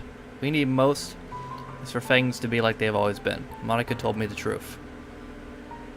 She told me how much happier you'd seem after you joined the club. I know you're struggling with some really difficult feelings right now, but please trust me that I know what's best, and I'll always make you happy in the end.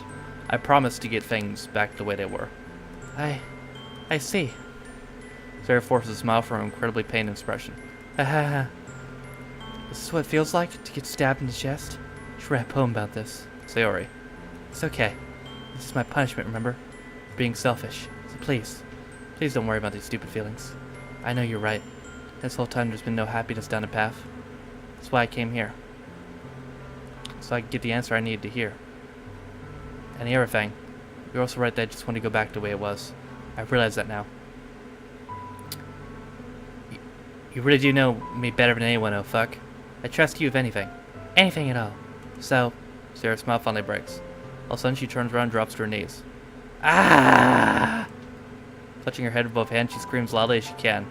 So shocked, not even know how to react. Sarah looks over her shoulder and flashes me one more weak smile before turning around and running off. Sayori! I'm left helplessly standing in front of my house. Why am I feeling so horrible about this? There's nothing more I could have done. All I can do is support Sayori for her feelings and help her on a path that's right. And I'm having as much trouble understanding Sayori's feelings as she is. Even though I can comfort her. I feel like both those answers were wrong, though. I keep wondering if I should be doing something more, or if I should be doing something different. And these thoughts continue to plague me until things are back the way they were. I'm going to give it everything I got. Sayori will always be my dearest friend. And I would do anything it takes to put a smile on her face every day.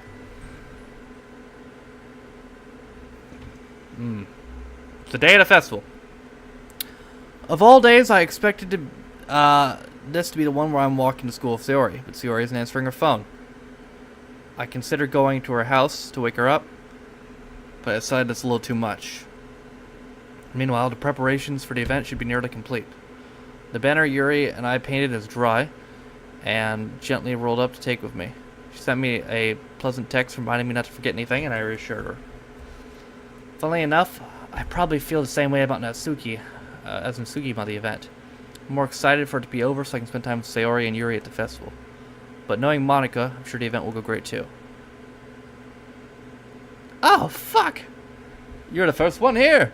Thanks for being early. It's funny, I thought at least Yuri would be here by now.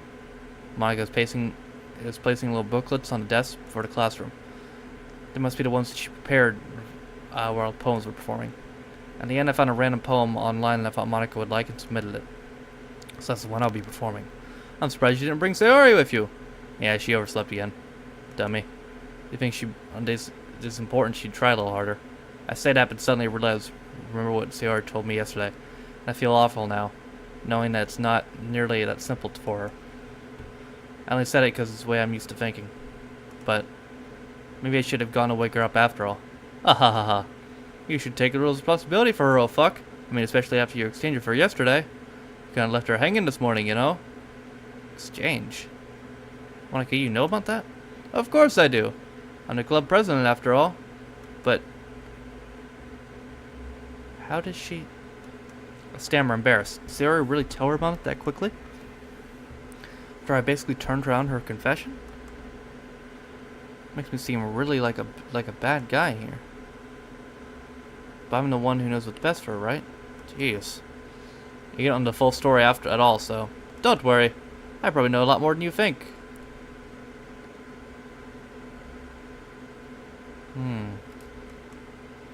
Huh? Monica's being friendly. She's wolf for some reason. I feel chilled on my spine after hearing that. Hey, do you want to check out the pamphlets? They came out really nice. Yeah, sure. Grab one of the pamphlets and lay it on the desk. Oh yeah, they really did. Something like this will definitely help people take club more seriously. Yeah, I thought so too. I flipped through the pages. Each member's poem is neatly printed in its own page, giving it an almost professional feel. I recognize Natsuki and Yuri's poems from the ones they performed during our practice. What's this? I flipped to Sayori's poem.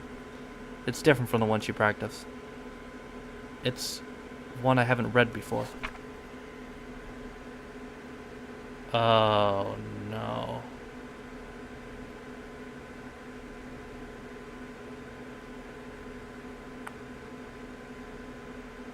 Oh no. What is this? Reading the poem, I get a pit in my stomach. Oh fuck? What's wrong? Nothing. Poem feels completely different from everything else Sayori's written. More than that. I changed my mind. I'm going to get Sayori, so... Ah! Well, alright. Try not to take too long, okay? I quickly leave the classroom. Don't strain yourself! Monica calls that after me.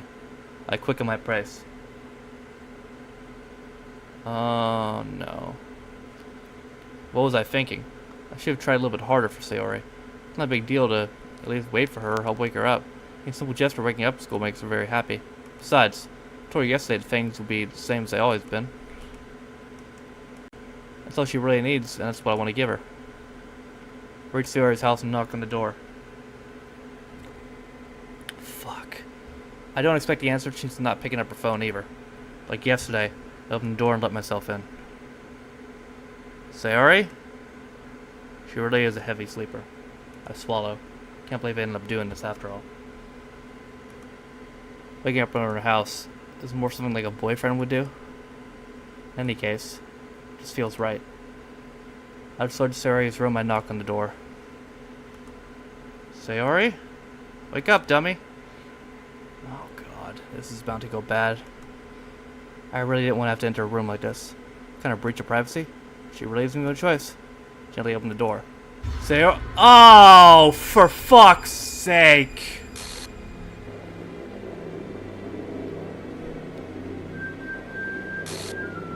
Fuck me, dude.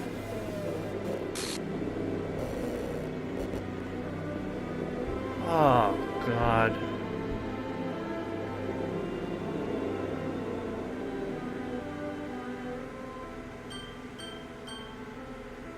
What the fuck, man? I mean, I saw it coming, but god damn. What the hell? What the hell? Is this a nightmare? It has to be. This isn't real. There's no way this can be real. Sorry I wouldn't do this. Everything was normal until a few days ago. So I can't believe my eyes are showing me. Oh my god. I suppressed the urge to vomit. Just yesterday, I told Sayori I would be there for her. Told her I know what's best and everything will be okay. Then why? Why would she do this? How could I be so helpless? What did I do wrong? Turning down her confession. That's be what had pushed her over the edge. Her agonized scream still echoes in my ears. Why did I do this when she needed me most? Why was I so selfish? This is my own fault. Sworn thoughts keep telling me that everything I could have done to prevent this. I've spent more time with her, walked her to school, and gave her what I know she wanted out of a relationship. I could have prevented this. I know I could have prevented this. Screw the literature club. Screw the festival. I just lost my best friend. Someone I grew up with. She's gone forever now. Nothing I can do will bring her back. There isn't some game where I can reset and start something different.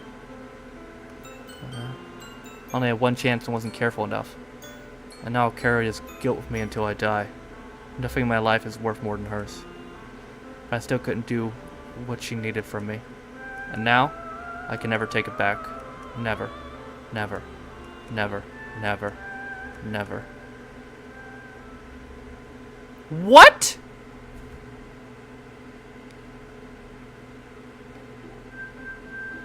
Oh.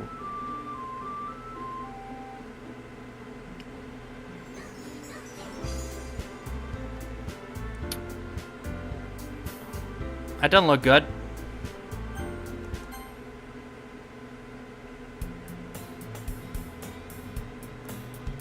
See an annoying girl running towards me from a distance, waving her arms like totally oblivious to any attraction she might draw to herself. That girl is my neighbor and good friend since we were children. You know, the kind of friends you never see yourself making today. Oh. I had to sneeze when I was gone. Making day, but it just kind of works out because you know each other for so long. We used to walk to school together on days like this, but starting around high school, she would oversleep more and more frequently.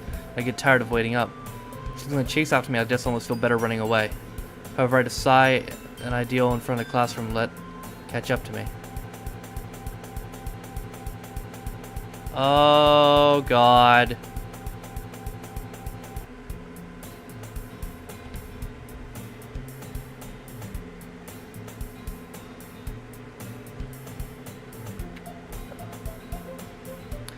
It's an ordinary school day like any other.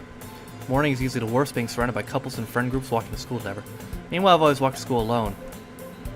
I always tell myself about this. I've made some girls, something like that, but I've never had any motivation to join any clubs. I'm perfectly content just getting by on the average while spending my free time on games and anime.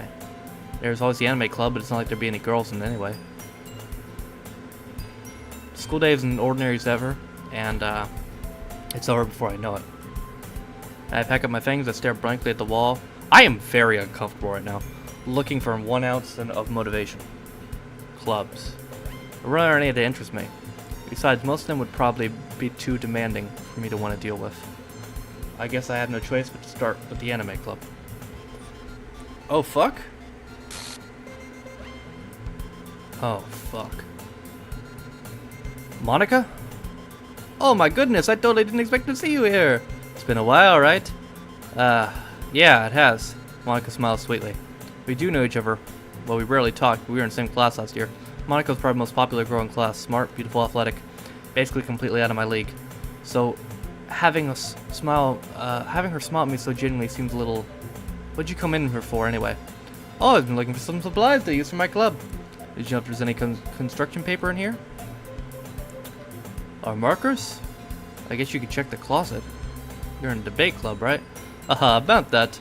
I actually quit the debate club. Really? You quit? Yeah. To be honest, I can't stand all the politics around the major clubs. Feels like nothing but arguing about the budget and publicity, and how to prepare for events. I'd much rather take something I personally enjoy and make something special out of it. In that case, what club did you decide to join? Actually, I'm starting a new one. A literature club. Literature? Sounds kind of dull. How many members do you have so far? It's kind of embarrassing, but there are only 3 of us so far. It's really hard to find new members for something that sounds so boring. Well, I can see that. But it's not really boring at all, you know. Literature can be anything. Reading, writing, poetry. I mean, one of my members even keeps her manga collection in the classroom. Wait, really? Yeah, it's funny, right? She always insists manga is literature too. I mean, she's not wrong, I guess.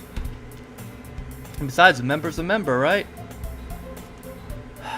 Did Monica say she? Huh. Hey, oh fuck. By any chance, are you still looking for a club to join? I mean, I guess so, but... In that case, is there any chance you could do me a big favor? I won't ask you to join, but at the very least visit my club. It would make me very happy. Please? Well, I guess I have no reason to refuse. Besides, how can I ever refuse someone like Monica?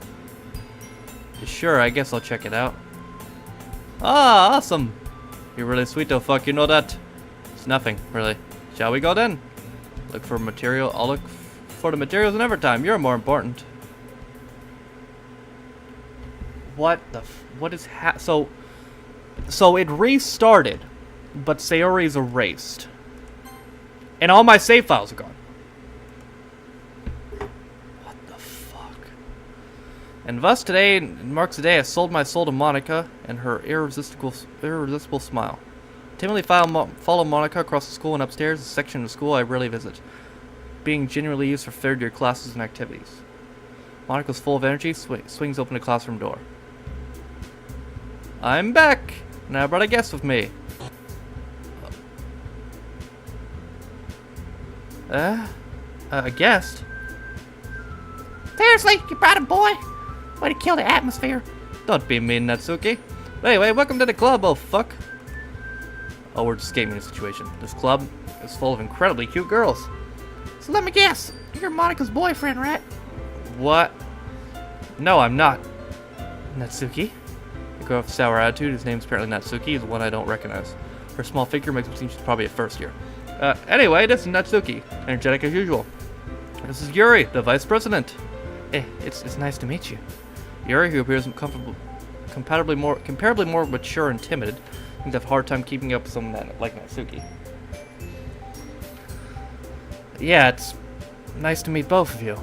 So I ran no fucking classroom and decided to come check out the club. Isn't it great? Wait, Monica, didn't I tell you to let me know in advance if you brought anyone new? I was gonna let. Sorry. I didn't forget that, but just happened to run into him. In that case, we should at least make some tea, right? Yes, that'd be great. Why don't you come sit down, oh fuck? Girls have a few desks arranged to form a table.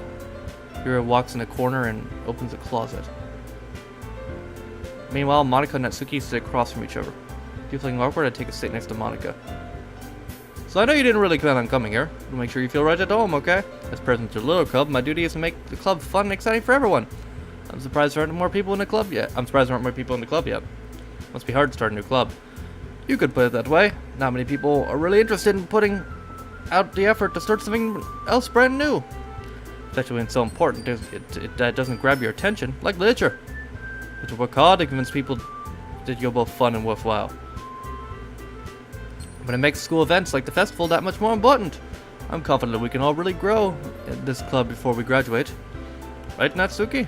Well, I guess. Natsuki reluctantly agrees. Such different girls, all interested in the same goal.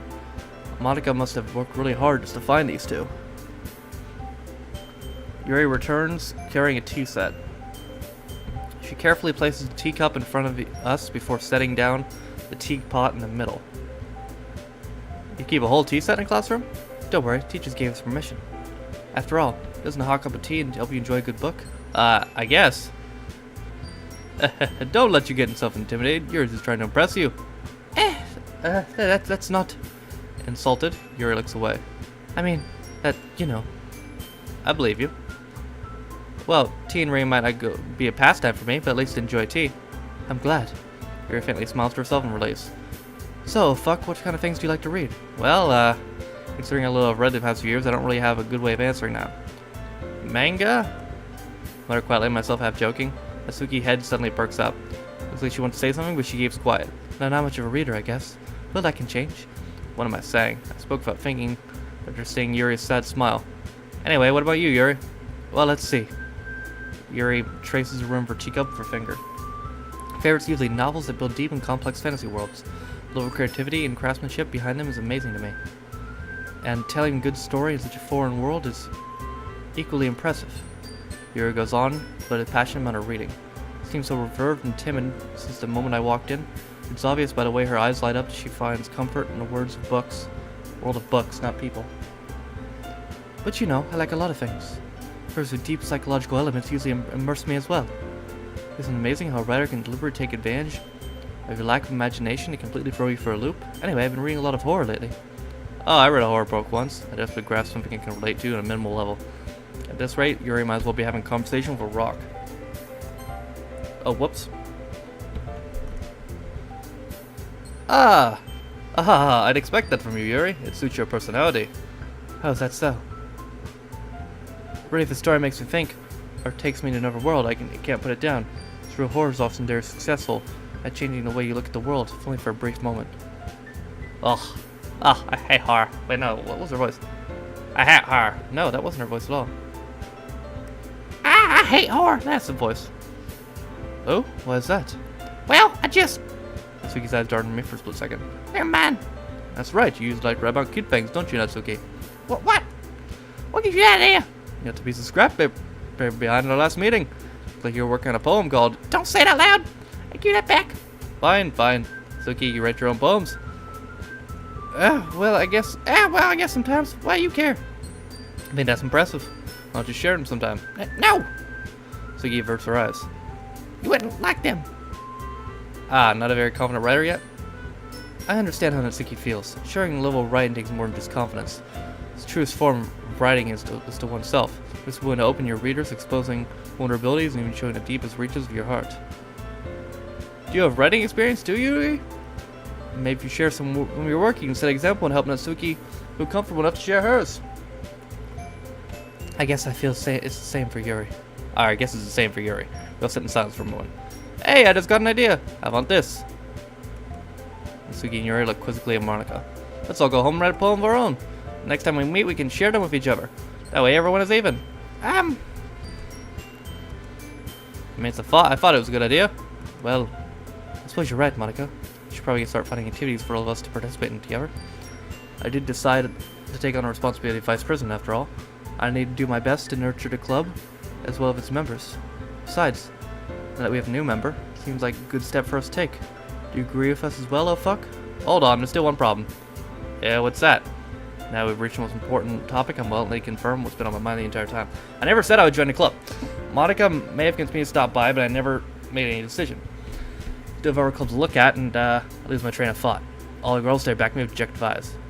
But, I'm sorry, I thought, Ugh.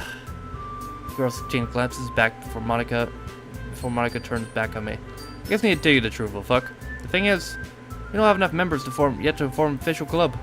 We need 4. I've been trying really, really hard to find new members. If we don't find one more before the festival, I'm defenseless against these girls. How am I supposed to make a clear decision when it's like this? I feel terrible for letting everyone down in this situation.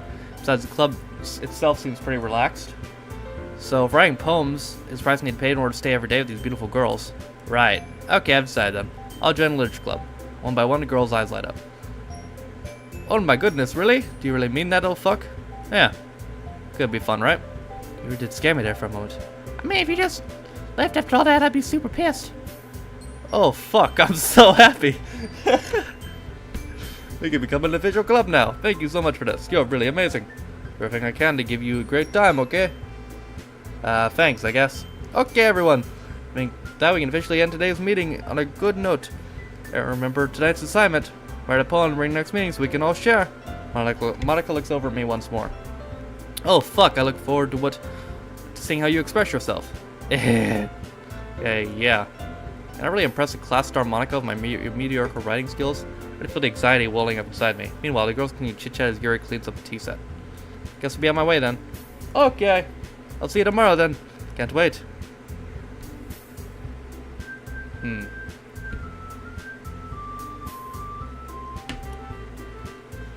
With that, I depart the classroom and make my way home. The whole way, my mind wanders back and forth between these 3 girls. Natsuki, Yuri, and of course Monica.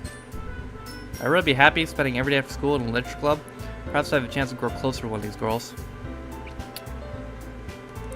Alright, I just need to make the most of my circumstances and make sure good fortune will find me. And I'm sure it starts with writing a poem tonight.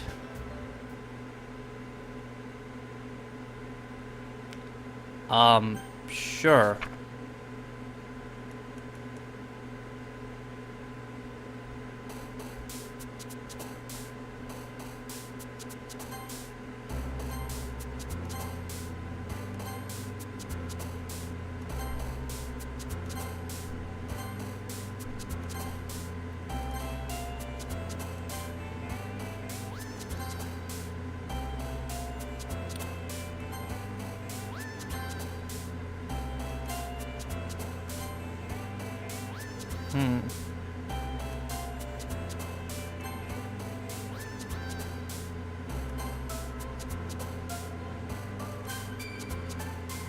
Interesting.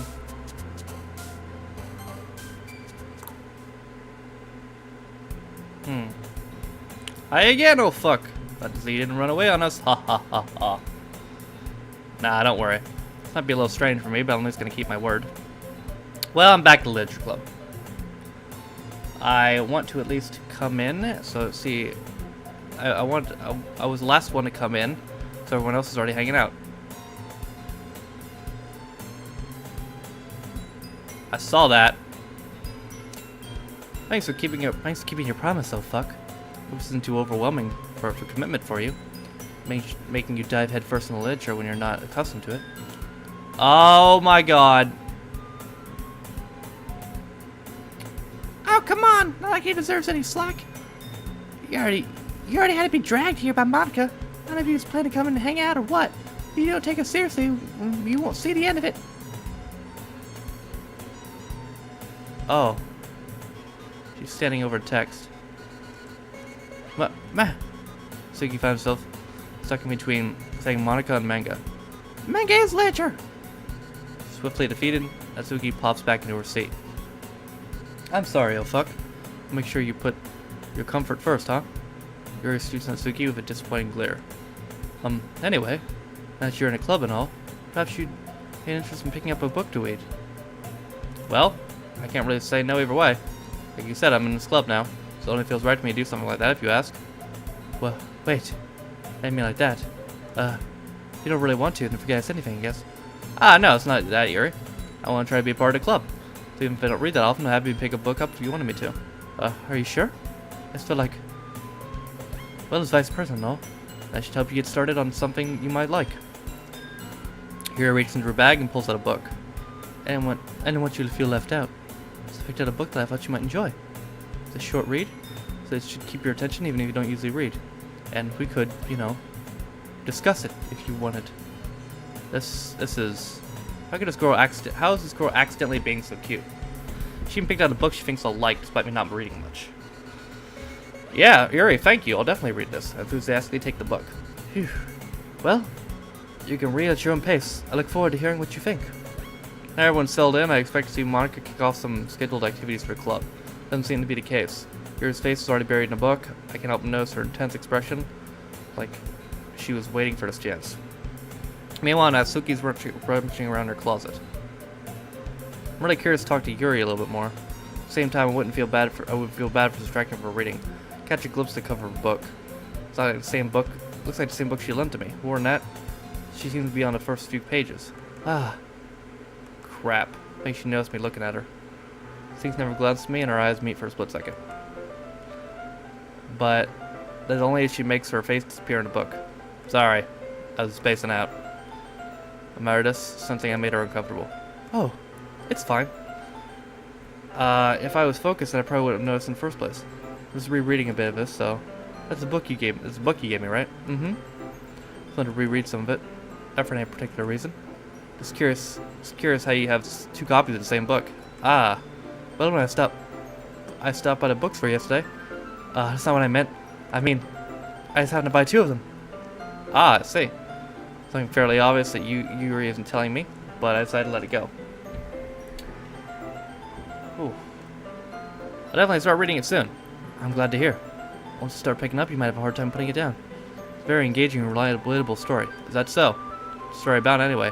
Well, I get a cover of the book. The book is titled Portrait of Markov. Or Markov. Almost like an eye symbol on the front. Basically, it's about a religious camp that was turned into a human experiment prison. And the people trapped there have this trait that turns them into a killing machine with a lust for blood. The facility gets even worse and starts selectively breeding people by cutting off their limbs and fixating them to... Well, it might be a little bit of a spoiler. But anyway, I'm really into it. The book, I mean. No, not the thing with the limbs. Oh. That's kind of dark, isn't it? It made it sound like she's gonna be a nice story. A dark turn came out of nowhere. You're not a fan of that sort of thing, oh fuck? No, it's not that. I mean, I can definitely enjoy those kind of stories, so don't worry. I hope so.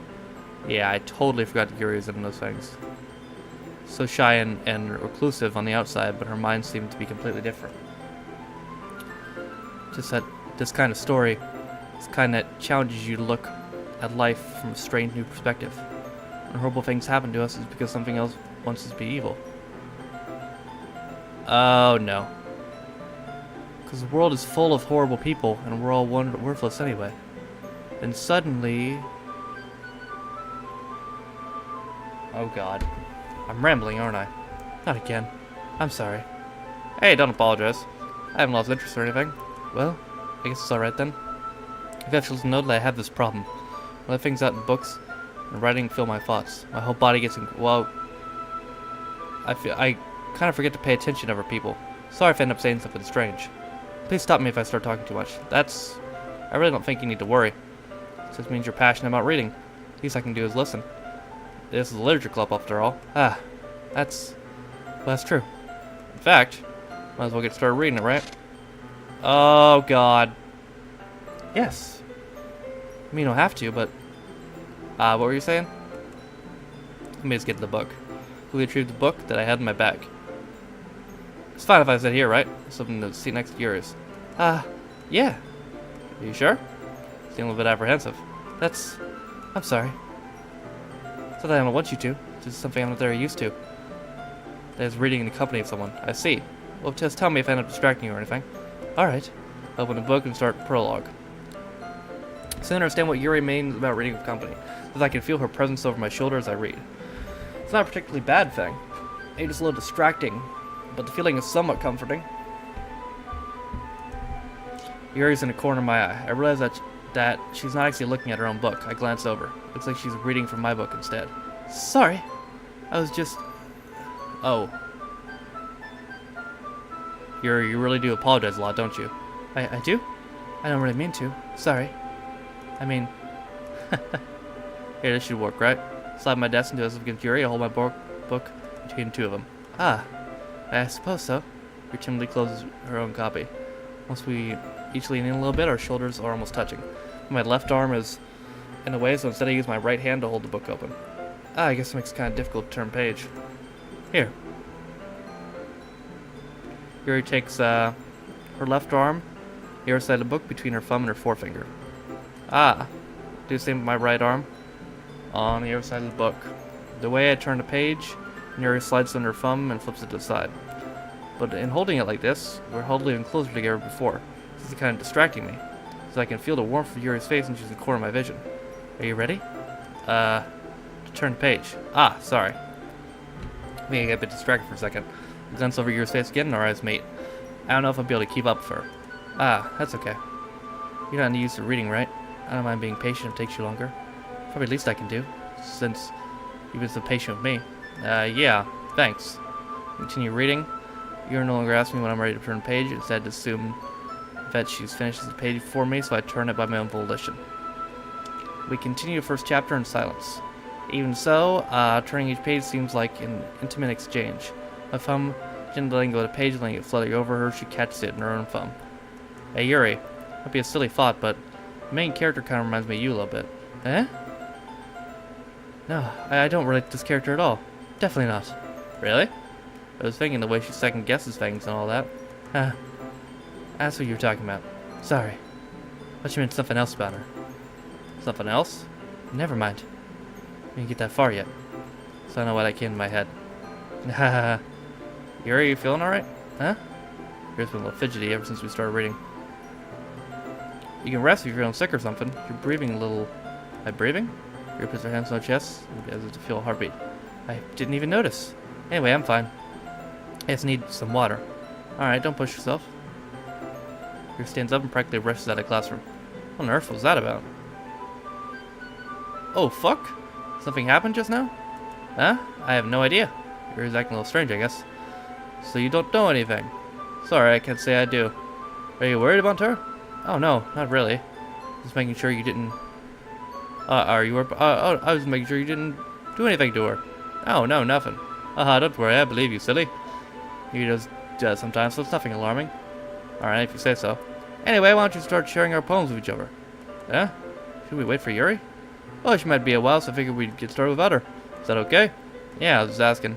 I stand up, make a mental note of where I left in the book, and I slip it back in my bag.